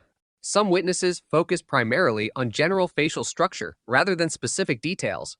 Others emphasized speech patterns, educational background, or language abilities. Investigators therefore relied increasingly on forensic age progression imagery to evaluate whether reported sightings remained physically plausible. Among the most widely publicized investigative efforts was the examination of a man living in Italy whose appearance attracted the attention of law enforcement. Publicly available FBI records described this lead as one of the most significant international investigations associated with the case. The individual reportedly resembled age-progressed images of Bishop and possessed characteristics that investigators considered worthy of detailed examination. Because Bishop had extensive overseas experience and spoke several European languages, authorities regarded the lead as sufficiently credible to justify international cooperation. Investigators traveled to Italy to compare available evidence. Rather than relying solely on visual similarity, they employed modern forensic identification methods. DNA analysis ultimately demonstrated that the man was not Bradford Bishop. Although the investigation eliminated what had appeared to be a promising lead, it also illustrated how advances in forensic science allowed investigators to resolve questions that might once have remained permanently uncertain. The Italian investigation reinforced an important principle followed throughout the case. Credible leads required scientific verification whenever possible. The elimination of that lead did not reduce investigative activity. Instead, it underscored the necessity of treating every reported sighting objectively. Investigators understood that confirmation bias represented a serious risk in long-running fugitive investigations. A witness convinced that they had located a famous fugitive might unintentionally interpret ordinary similarities as extraordinary evidence. Law enforcement therefore required independent verification through fingerprints, DNA, official documentation, or other reliable identification methods before reaching conclusions. The FBI periodically renewed public attention by releasing updated age-progressed photographs. These images reflected the latest forensic methods available at the time and attempted to estimate Bishop's appearance as he entered middle age and later, his senior years. Investigators emphasized that age progression is not intended to predict exact appearance, but rather to assist recognition by illustrating realistic changes while preserving stable facial characteristics. The release of each updated image frequently generated another wave of public tips, particularly following national television coverage. Television played a significant role in sustaining public awareness. Programs devoted to unsolved crimes periodically featured the Bishop case, presenting factual summaries of the murders, the investigation, and the continuing search. Such broadcasts reached audiences far beyond the geographic regions originally affected by the crime. Investigators hoped that someone who had unknowingly encountered Bishop years earlier might recognize the updated images and provide information unavailable during the original investigation. Although these broadcasts generated numerous telephone calls, none ultimately produced verified evidence establishing Bishop's location. Law enforcement also considered whether Bishop could have successfully lived under an assumed identity for decades. Historical examples demonstrated that some fugitives had managed to avoid detection by adopting new names, obtaining informal employment, and limiting interactions with government institutions. Investigators evaluated this possibility carefully while recognizing the practical difficulties involved.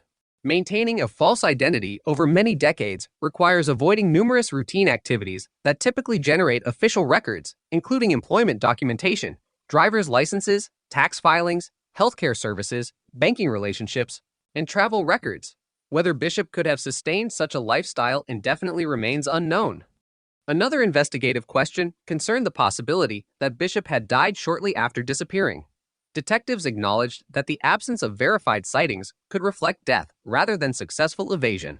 Consequently, they periodically reviewed unidentified human remains recovered in jurisdictions where circumstances justified comparison. Advances in forensic identification, including dental comparisons, fingerprint databases, and DNA analysis expanded opportunities to evaluate these possibilities. Publicly available information indicates that none of these reviews has produced confirmed evidence identifying Bishop among unidentified decedents. The investigation also benefited from increasing international cooperation during the late 20th and early 21st centuries.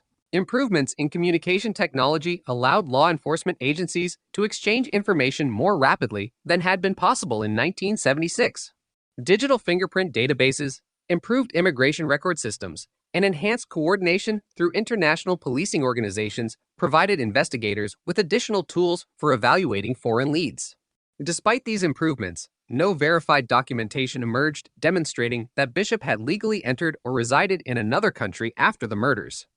Behavioral analysts studying the case observed that the absence of confirmed communication with surviving relatives remained unusual. Many long-term fugitives eventually contact family members, directly or indirectly, particularly as they age or experience declining health. Public investigative records do not indicate that Bishop ever established verified contact with relatives following his disappearance. Investigators regarded this silence as significant, although they cautioned that it could not establish whether he remained alive or deceased. Throughout these decades, the FBI consistently maintained Bishop's status as a wanted fugitive. His case appeared in official fugitive publications, and investigators periodically appealed to the public for information. Importantly, authorities never suggested that the passage of time diminished the importance of the investigation. Murder charges do not expire under American law through statutes of limitation, meaning the warrant issued in 1976 remained fully enforceable. If Bishop were identified alive anywhere in the world, investigators would seek his arrest through established legal procedures.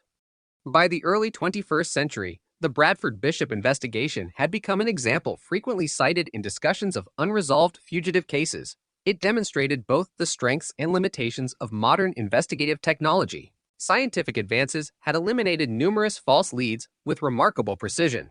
International cooperation had expanded dramatically.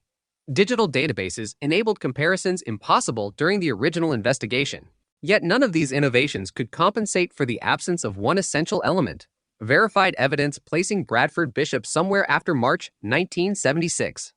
Each eliminated led narrowed possibilities without answering the central question.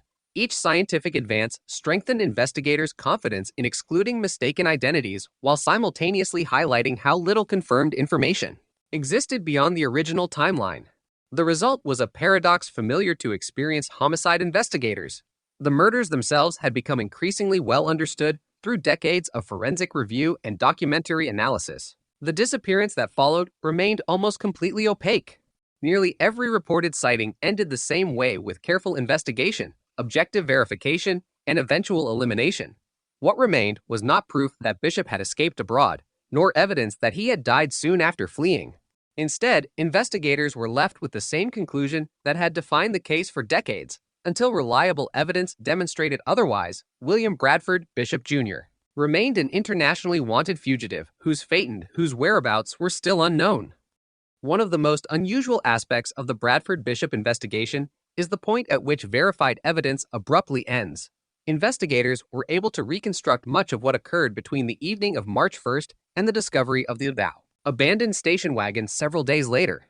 They identified the victims, documented the crime scene inside the Bethesda residence, established that the bodies had been transported to rural North Carolina, recovered physical evidence, and traced Bishop's movements through witness statements, financial records, and recovered property. After the vehicle was found near the Great Smoky Mountains National Park in Tennessee, however, the evidentiary trail effectively disappeared. Everything beyond that point became the subject of investigative hypotheses rather than established fact. For decades, detectives have carefully distinguished between what can be demonstrated through evidence and what remains unknown. The abandonment of the family station wagon has remained central to every review of the case. Investigators considered whether the location represented Bishop's final destination or merely a carefully selected point from which to disappear. The vehicle was left near one of the largest protected wilderness areas in the eastern United States. Great Smoky Mountains National Park contains hundreds of square miles of rugged terrain, dense forests, steep ridges, and remote trails. Search operations conducted after the vehicle's discovery failed to locate Bishop, but investigators recognized that the surrounding landscape allowed for multiple possibilities. A person leaving the vehicle could have entered the park, met another individual nearby, or continued traveling by other means. No physical evidence recovered from the location established which scenario occurred. One frequently discussed theory suggested that Bishop intentionally selected the area because it offered opportunities to evade immediate detection. Investigators examined this possibility because the park attracts large numbers of visitors throughout much of the year, providing a setting where an individual might blend into normal tourist activity before leaving the region. At the same time, authorities emphasized that no witness conclusively observed Bishop departing the area, boarding transportation, or meeting another person. The location itself therefore became significant, but it did not answer the question of where he traveled next. Another possibility considered by investigators was that the abandoned vehicle had been intended to misdirect law enforcement. Experienced detectives understand that offenders sometimes leave evidence in locations designed to influence investigative assumptions. If Bishop deliberately wanted authorities to believe he entered the national park while actually traveling elsewhere, abandoning the station wagon could have served that purpose. However, investigators have never identified direct evidence proving that deception occurred. The hypothesis remains one of several reasonable explanations supported by the circumstances rather than by conclusive proof. The absence of confirmed financial activity after March 1976 also became an important feature of the investigation. Publicly available investigative summaries indicate that authorities found no verified evidence showing Bishop continued using known bank accounts, credit arrangements, or other financial instruments associated with his documented identity. For investigators, this silence presented to competing interpretations. It could suggest that he successfully established an entirely new identity, or it could indicate that he died before such activity would have occurred. Because neither possibility is supported by definitive evidence, law enforcement has consistently refrained from drawing firm conclusions. Similarly, investigators examined whether Bishop maintained contact with former colleagues or acquaintances from his diplomatic career. His employment with the Department of State had placed him in professional environments extending across multiple countries. Detectives reviewed known relationships to determine whether anyone reported unexpected communication following the murders. According to publicly available information, investigators did not identify verified post 1976 contact that could establish Bishop's whereabouts. This complete absence of authenticated communication remained unusual, particularly considering his extensive professional network. Behavioral analysts also studied the decisions made during the documented period before Bishop disappeared. Public records indicate that after the estimated time of the murders, he completed a series of organized activities, including financial transactions, purchases, and interstate travel. These actions suggested purposeful movement rather than immediate flight driven solely by panic. Investigators therefore considered whether the disappearance itself might likewise have involved planning. Importantly, this conclusion addressed the observable sequence of documented actions rather than speculating about events after the evidence ended. Criminologists have often discussed the Bradford Bishop case within broader studies of family annihilation. Research into such cases identifies several recurring patterns, including offenders who die by suicide shortly after the crimes, those who surrender to authorities, and a much smaller number who attempt long-term flight. Bishop's disappearance placed the investigation within this less common category. Nevertheless, experts have consistently cautioned against assuming that one case necessarily follows the same trajectory as another. Each investigation depends upon its own evidence, and in the Bishop case, the absence of confirmed information after Tennessee prevented definitive behavioral conclusions. The passage of time introduced additional investigative difficulties. Witness memories inevitably faded. Businesses that might once have retained records closed or destroyed documents according to routine retention policies. Individuals interviewed during the original investigation passed away or became difficult to locate. Detectives reviewing the case decades later therefore relied heavily upon preserved reports prepared by the original investigators. Those records became increasingly valuable because they documented observations made while memories remained relatively fresh. Despite these challenges, investigators periodically returned to the original evidence looking for overlooked details. Cold case reviews frequently involve re-examining established facts rather than seeking entirely new evidence. The detectives revisited timelines, compared witness statements, evaluated photographs, and reconsidered earlier investigative decisions in light of modern analytical methods. Such reviews occasionally clarified minor aspects of the sequence of events, but publicly available information indicates that none fundamentally altered the understanding of Bishop's disappearance. The FBI also evaluated whether advances in public record systems might reveal activity previously inaccessible. Improvements in computerized databases made it easier to compare information across jurisdictions and over extended periods. Investigators examined whether unidentified records, administrative documents, or criminal justice information corresponded with Bishop's known characteristics. These reviews reflected routine investigative practice rather than responses to specific new evidence. To date, they have not produced a verified breakthrough. As the case approached successive anniversaries, public interest often revived. Journalists revisited the investigation, historians examined original records, and documentary producers summarized the evidence for new audiences unfamiliar with the murders. Each resurgence generated additional tips. Some originated from individuals who had only recently learned of the case. Others came from witnesses recalling events they believed might have been relevant decades earlier. Investigators evaluated these reports using the same evidentiary standards applied since 1976, recognizing that the passage of time increases both the possibility of forgotten information emerging and the risk of memory distortion. An important feature of the Bishop investigation has been the consistency of official statements issued by law enforcement. Over many decades, investigators have resisted speculation unsupported by evidence. Rather than announcing dramatic theories, the FBI has repeatedly emphasized established facts. 5 family members were murdered. Bradford Bishop was charged with those murders. He disappeared shortly afterward, and no verified evidence has confirmed his fate or whereabouts since. This disciplined approach reflects broader principles governing professional homicide investigations, particularly those involving unresolved fugitive cases. The possibility that Bishop remained alive into old age continued to shape investigative planning well into the 21st century. If alive, he would have experienced the same effects of aging as any other individual. Investigators therefore updated descriptive materials, distributed revised age-progressed images, and encouraged the public to consider not only physical resemblance, but also biographical similarities, including educational background, language ability, and international experience. These efforts acknowledged that successful long-term fugitives often survive not because they become invisible, but because ordinary observers never connect them with historical criminal investigations. Even after decades of investigation, the evidence continued to support only a limited number of verified conclusions regarding Bishop's disappearance. Authorities know where the documented trail ends. They know the circumstances surrounding the murders. They know the route reconstructed from physical evidence and witness accounts. Beyond that final confirmed location, however, certainty gives way to possibility. Whether Bradford Bishop entered the mountains, boarded transportation elsewhere, crossed an international border, died under unknown circumstances, or lived quietly under another identity remains unresolved because no available evidence conclusively supports any single explanation.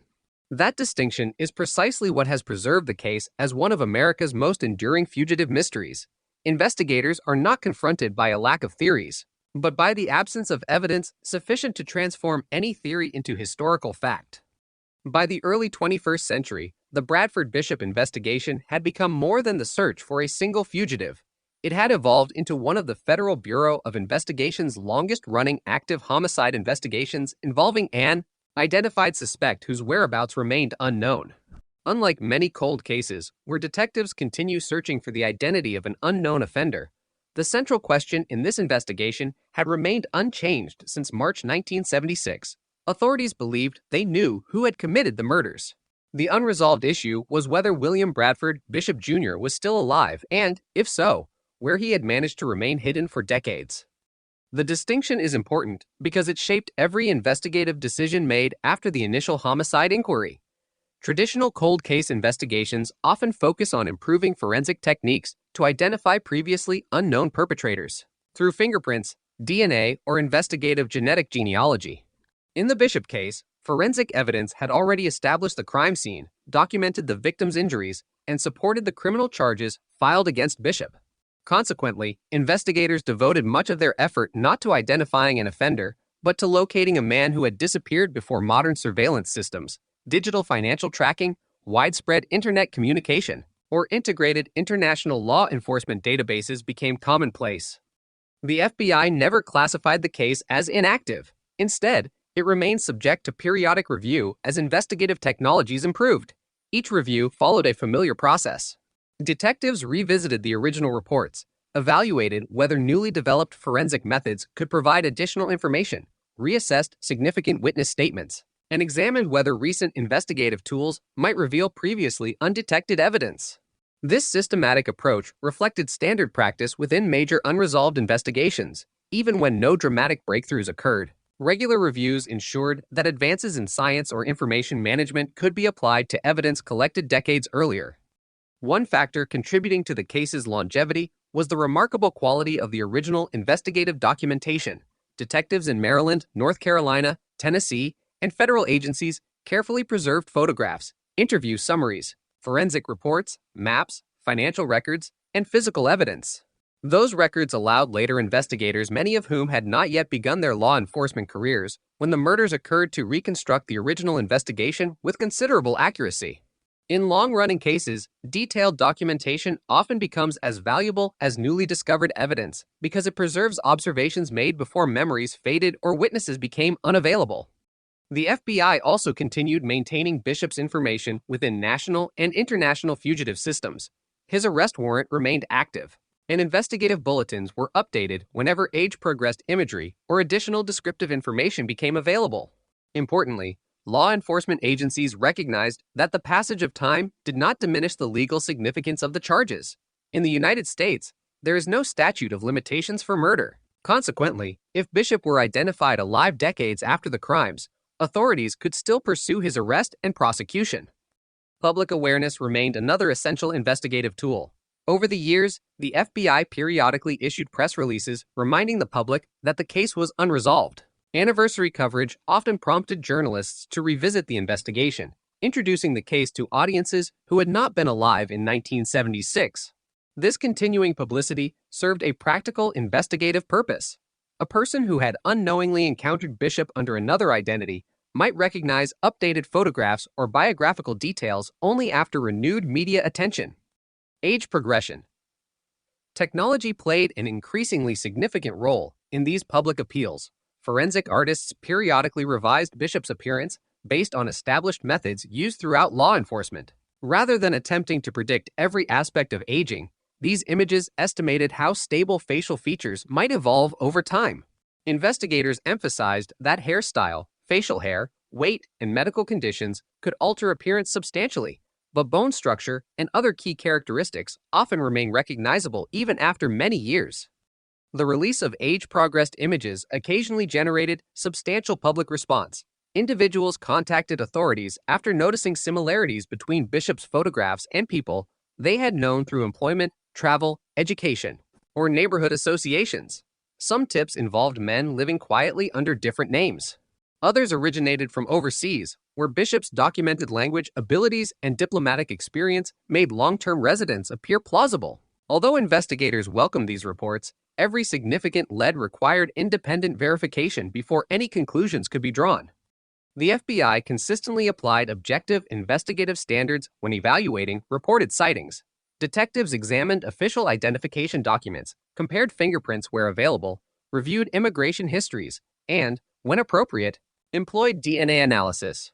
The purpose was not simply to confirm similarities, but to establish identity through reliable evidence. This disciplined methodology proved especially important in a case spanning multiple generations. As time passed, the risk of mistaken identification naturally increased because many older individuals could resemble age-progressed illustrations without having any connection to the investigation.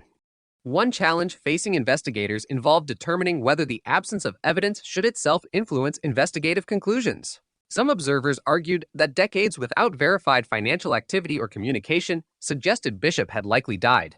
Others believed his continued absence demonstrated extraordinary success in avoiding detection. Law enforcement consistently declined to endorse either position. Investigators emphasized that while both possibilities remained plausible, neither had been established through verifiable evidence. Professional investigative practice required distinguishing between reasonable inference and factual confirmation. The Bishop investigation also illustrates the importance of preserving evidence over long periods. Physical evidence collected during the original inquiry remains subject to modern scientific review whenever appropriate. Advances in forensic biology, fingerprint analysis, digital imaging, and record management all created opportunities to reassess historical material. Even if these technologies did not immediately solve the case, they strengthened investigators' confidence in eliminating false leads and verifying existing evidence. Another recurring aspect of the investigation involved unidentified human remains. Across the United States and internationally, authorities periodically compare unidentified decedents against missing persons and wanted fugitives. Because Bishop's fate remains unknown, investigators have continued considering the possibility that unidentified remains could eventually provide an answer. Modern DNA technology has significantly improved the reliability of such comparisons, allowing investigators to exclude or confirm identities with far greater confidence than was possible during earlier decades. Publicly available information indicates that no confirmed comparison has identified Bishop among recovered unidentified remains. The investigation also benefited from broader improvements in international law enforcement cooperation. Information sharing between agencies became considerably more efficient during the late 20th and early 21st centuries. Digital communication replaced slower paper correspondence, while coordinated databases expanded investigators' ability to compare records across national boundaries. These developments proved valuable whenever credible international sightings emerged. Although they did not produce a confirmed location for Bishop, they reduced the time required to evaluate reports and eliminate mistaken identities. From an investigative perspective, the Bradford Bishop case highlights a broader lesson about long-term fugitive investigations. Success often depends not upon a single dramatic discovery, but upon sustained, methodical work extending across decades. Every document must be preserved, every credible lead evaluated, every technological advance considered, and every investigative assumption periodically re-examined. The detectives cannot assume that earlier conclusions remain complete simply because many years have passed. Instead, unresolved cases require continual reassessment as scientific capabilities evolve. Despite nearly 50 years of investigative effort, the essential facts have remained remarkably stable. 5 members of the Bishop family were killed inside their Maryland home. Their bodies were transported to rural North Carolina and intentionally burned after death. William Bradford, Bishop Jr., disappeared shortly afterward, leaving behind an abandoned station wagon in Tennessee.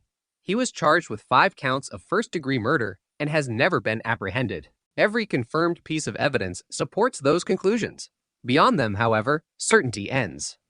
The FBI's continuing commitment to the case reflects more than an institutional obligation.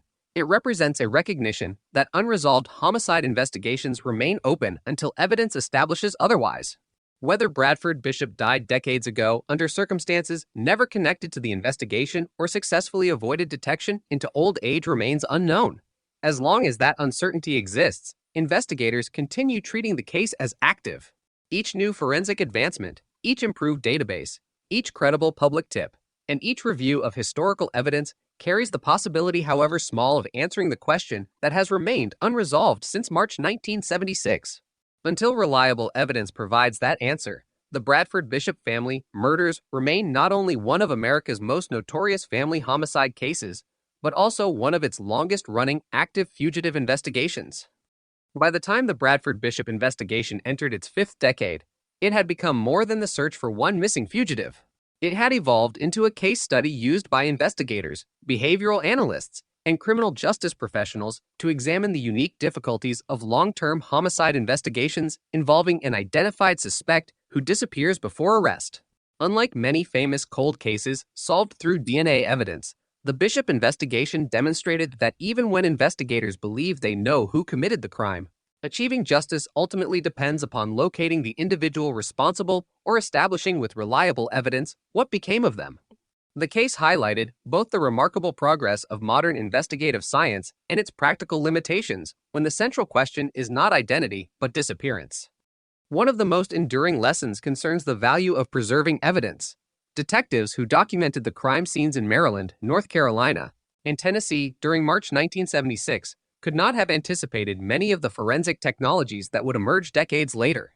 Nevertheless, their careful collection of photographs, physical evidence, fingerprints, witness interviews, financial records, and investigative notes ensured that future investigators inherited a complete historical record.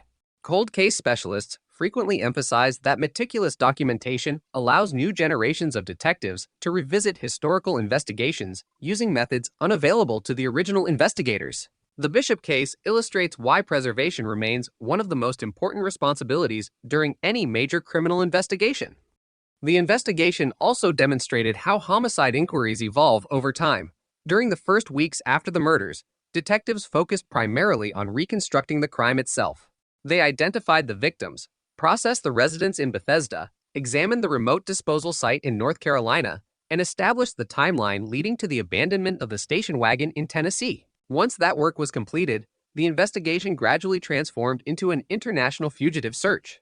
Years later, the emphasis shifted again toward periodic cold case review, technological reassessment, and public appeals.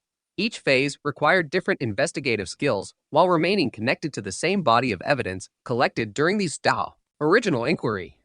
Another important lesson involves the role of public cooperation. Throughout the decades, thousands of citizens contacted law enforcement after believing they had encountered someone resembling Bradford Bishop. Although none of these reports ultimately resulted in his confirmed identification, investigators have consistently acknowledged the importance of public participation. Many major fugitive arrests throughout history have begun with observations made by ordinary members of the public rather than by police officers. Consequently, the FBI continued encouraging individuals to report potentially relevant information, even when the likelihood of success appeared small. The Bishop investigation also underscored the necessity of maintaining objective investigative standards despite public pressure. High-profile cases naturally generate speculation. Over nearly 50 years, journalists, authors, television producers, and independent researchers proposed numerous explanations for Bishop's disappearance. Some suggested he successfully established a new identity overseas. Others argued he likely died shortly after abandoning his vehicle. Additional theories proposed accidental death, suicide, or assistance from unknown individuals. Law enforcement consistently distinguished these possibilities from verified evidence. Detectives repeatedly emphasized that investigative conclusions must be based upon facts capable of independent confirmation rather than assumptions, regardless of how plausible a particular theory might appear. Behavioral science has also drawn important insights from the case. Researchers examining family annihilation often reference Bradford Bishop because the investigation differs from more commonly documented outcomes. In many known family annihilation cases, offenders die by suicide shortly after the murders or surrender to authorities within a relatively brief period. Bishop's disappearance introduced a different investigative problem altogether. Without verified evidence regarding his subsequent actions, criminologists have been unable to determine whether his case represents successful long-term flight, an early unrecognized death, or another outcome entirely. Consequently, the investigation continues to remind researchers that family homicide cases do not always follow predictable patterns. The FBI's handling of the investigation likewise reflects broader institutional changes within American law enforcement. Since 1976, investigative methods have evolved dramatically. Fingerprint databases became automated. DNA profiling revolutionized forensic identification. Digital record systems replaced paper archives. International information sharing became faster and more comprehensive. Facial age progression improved substantially through advances in forensic imaging. Yet despite these developments, the Bishop investigation illustrates that technology alone cannot answer every investigative question. Scientific tools remain dependent upon the availability of relevant evidence for comparison. One frequently overlooked aspect of the case involves institutional continuity. The detectives who first investigated the murders eventually retired, as did many supervisors, forensic specialists, and prosecutors associated with the original inquiry. Responsibility for the investigation passed through successive generations of investigators. Each transition required careful preservation of institutional knowledge. Reports had to be sufficiently detailed that detectives joining the case decades later could understand investigative decisions made long before they entered law enforcement. Cold case professionals often identify this continuity as essential to maintaining unresolved investigations across extended periods. The investigation also demonstrates the importance of periodically re-examining historical evidence rather than assuming earlier conclusions are complete. Advances in forensic science occasionally allow investigators to extract information from physical evidence previously considered unsuitable for analysis.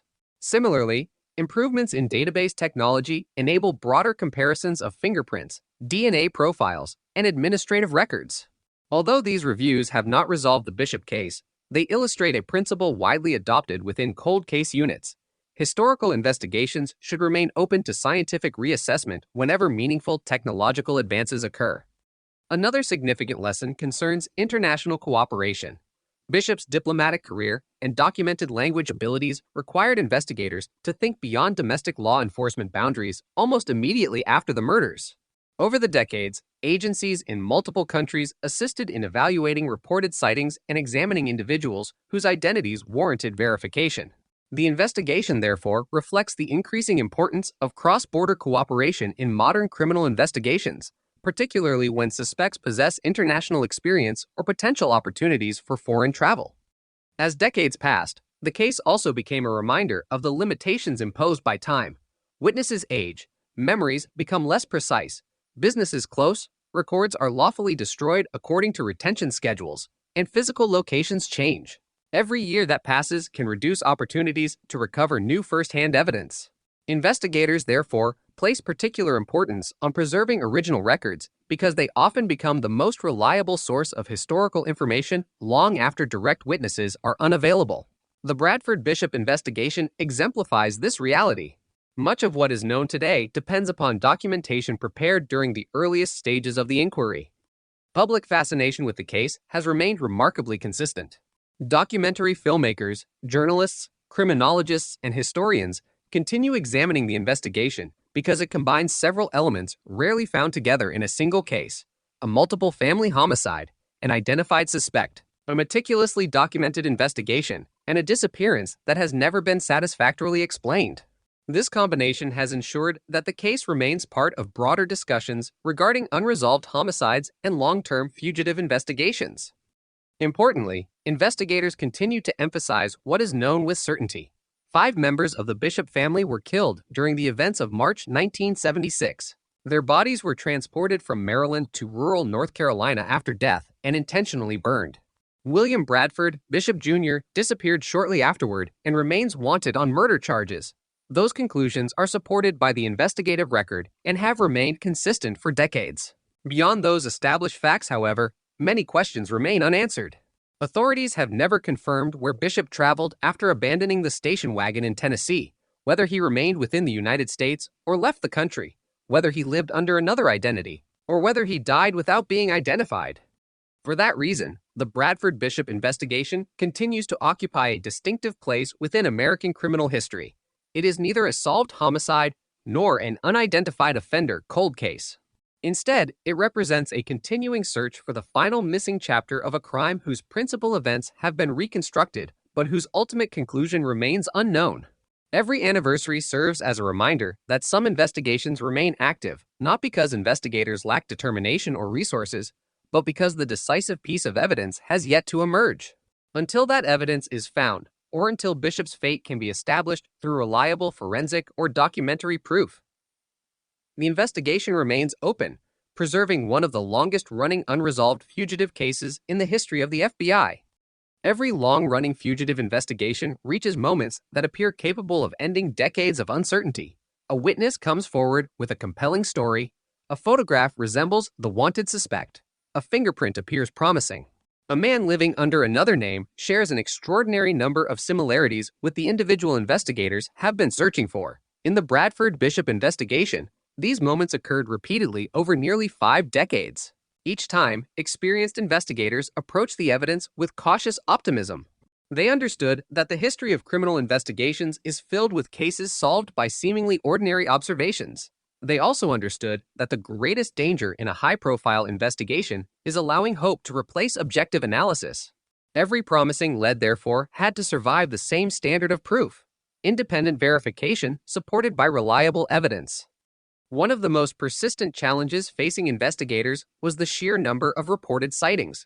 Because Bradford Bishop's photograph had been widely distributed throughout the United States and internationally, thousands of people became familiar with his appearance. As years passed, members of the public contacted the FBI after recognizing similarities between Bishop and co-workers, neighbors, tourists, professors, translators, retirees, or strangers encountered during travel. Most reports were submitted in good faith. Witnesses genuinely believed they had seen someone matching the published descriptions. For investigators, however, resemblance represented only the beginning of an inquiry rather than its conclusion. Each credible report followed an established investigative process. Detectives first evaluated whether the individual physically resembled Bishop when accounting for the natural effects of aging. If the initial comparison justified additional work, investigators examined available public records, employment histories, immigration documentation, military records where applicable, and other identifying information. Whenever legally possible, fingerprints or DNA comparisons provided definitive means of confirming or excluding identity. This systematic approach prevented investigators from drawing premature conclusions based solely upon appearance.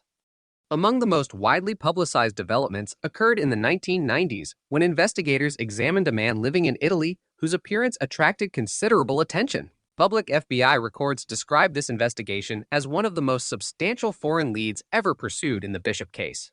The individual reportedly bore a striking resemblance to forensic age-progressed images released by the FBI. Additional factors appeared noteworthy. He lived in Europe, where Bishop had previously worked during his diplomatic career, and possessed characteristics investigators considered sufficiently unusual to justify direct examination.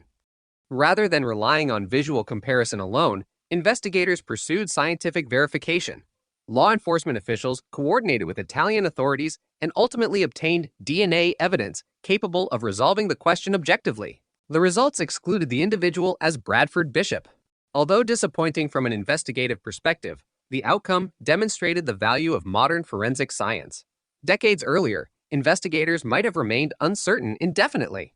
DNA analysis allowed authorities to eliminate one of the strongest international leads with confidence, enabling resources to be redirected toward other possibilities.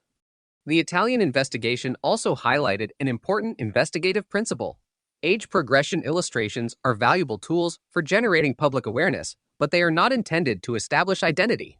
Human faces naturally share similarities, particularly among older individuals.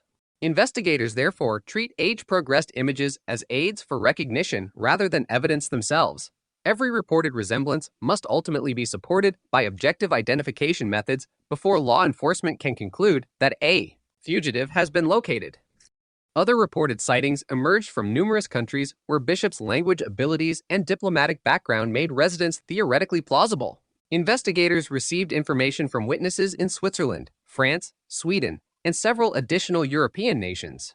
Reports also originated from Canada, Mexico, and elsewhere in North America. Some involved multilingual American expatriates living quietly under unfamiliar names. Others concerned individuals who deliberately avoided discussing their personal histories. Although these details attracted investigative interest, subsequent inquiries consistently failed to produce evidence establishing that any of the individuals were Bishop. Domestic leads proved equally challenging.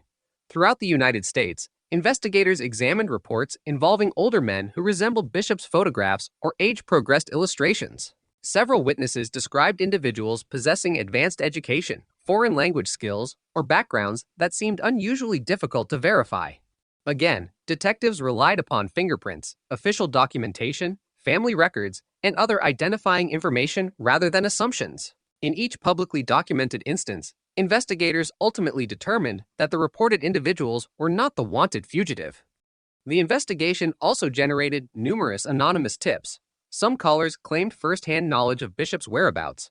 Others alleged that friends or relatives had unknowingly assisted him after the murders. Anonymous information can occasionally prove valuable, but investigators recognize its limitations. Without corroborating evidence, such reports rarely justify major investigative conclusions. Detectives therefore attempted to verify every factual claim independently. Most anonymous allegations could not be substantiated through available records or witness interviews. Another recurring investigative avenue involved unidentified human remains. Since Bishop's disappearance, thousands of unidentified decedents have been recovered throughout North America. Because investigators could not exclude the possibility that Bishop died shortly after fleeing, comparisons with unidentified remains became a routine component of periodic case reviews. Initially, these comparisons relied upon dental records, fingerprints, physical descriptions, and anthropological analysis. As DNA technology matured, biological comparisons became increasingly reliable. Publicly available information indicates that none of these investigations has resulted in a confirmed identification connecting Bishop to unidentified remains. The possibility of financial activity under another identity also received sustained attention. Investigators periodically reviewed developments in banking regulations, governmental databases, and identity verification systems to determine whether previously unavailable information could reveal evidence of Bishop's continued existence. Detectives recognized that successful long-term fugitives often encounter practical difficulties obtaining employment, housing, healthcare, or financial services without generating official records. Despite repeated reviews, authorities have never publicly announced the discovery of authenticated financial documentation, placing Bishop under either his own name or a confirmed alias. Behavioral analysts contributed another perspective by evaluating the credibility of reported sightings against established patterns observed in long-term fugitives.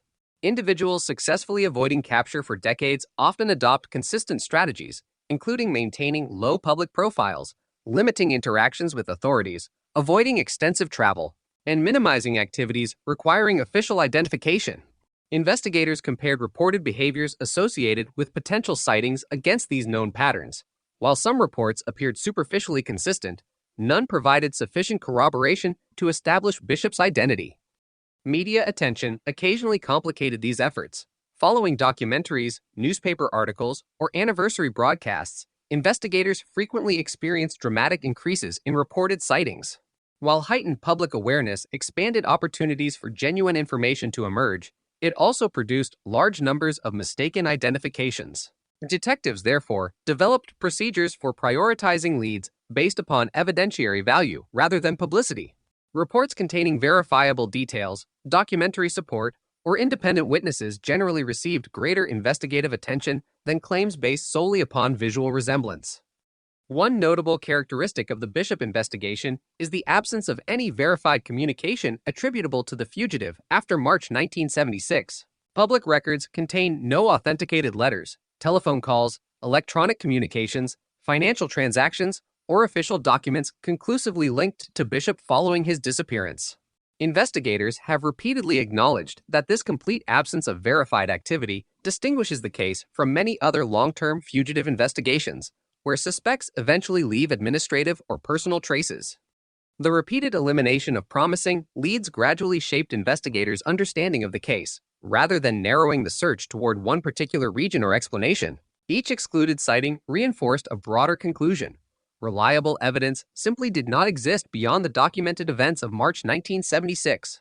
Detectives remained open to multiple possibilities, including successful long-term flight, early unrecognized death, or continued concealment under another identity. However, none of these scenarios advanced beyond the level of investigative hypothesis because each lacked definitive supporting evidence. Perhaps the greatest lesson emerging from these decades of investigative work is the importance of disciplined skepticism. Every credible lead deserved careful examination. Every witness deserved to be heard. Every technological advance offered another opportunity to verify or eliminate possibilities that earlier investigators could not fully assess. Yet professional investigators consistently resisted the temptation to announce breakthroughs unsupported by objective proof. In doing so, they preserved the integrity of the investigation while acknowledging an uncomfortable reality. Nearly 50 years after the murders, the Bradford Bishop case remained defined not by the absence of investigative effort, but by the absence of one decisive piece of evidence capable of transforming decades of informed speculation into established historical fact.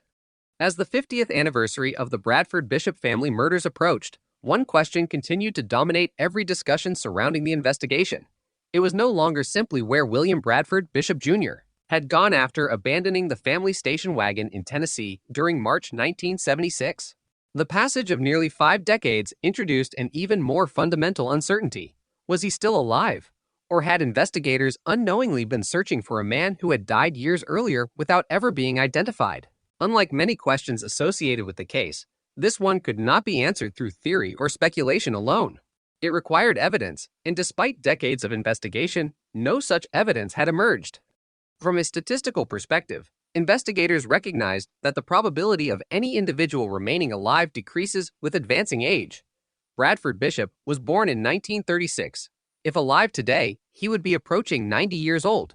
Law enforcement agencies routinely confront similar realities in long-term fugitive investigations.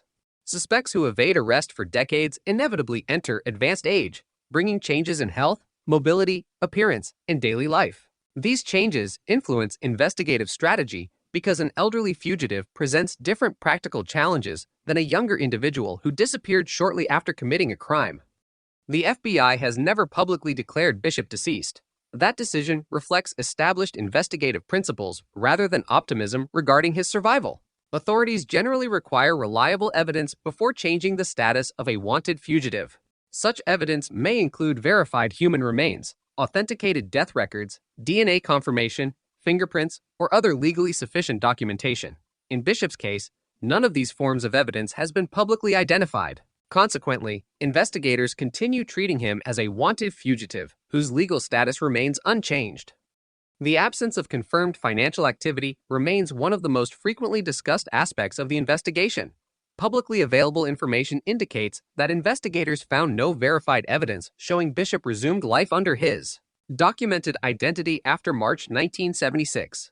No confirmed employment records, government benefits, tax filings, driver's license renewals, passport applications, or similar administrative records have been publicly linked to him. Some observers interpret this silence as evidence that he likely died many years ago.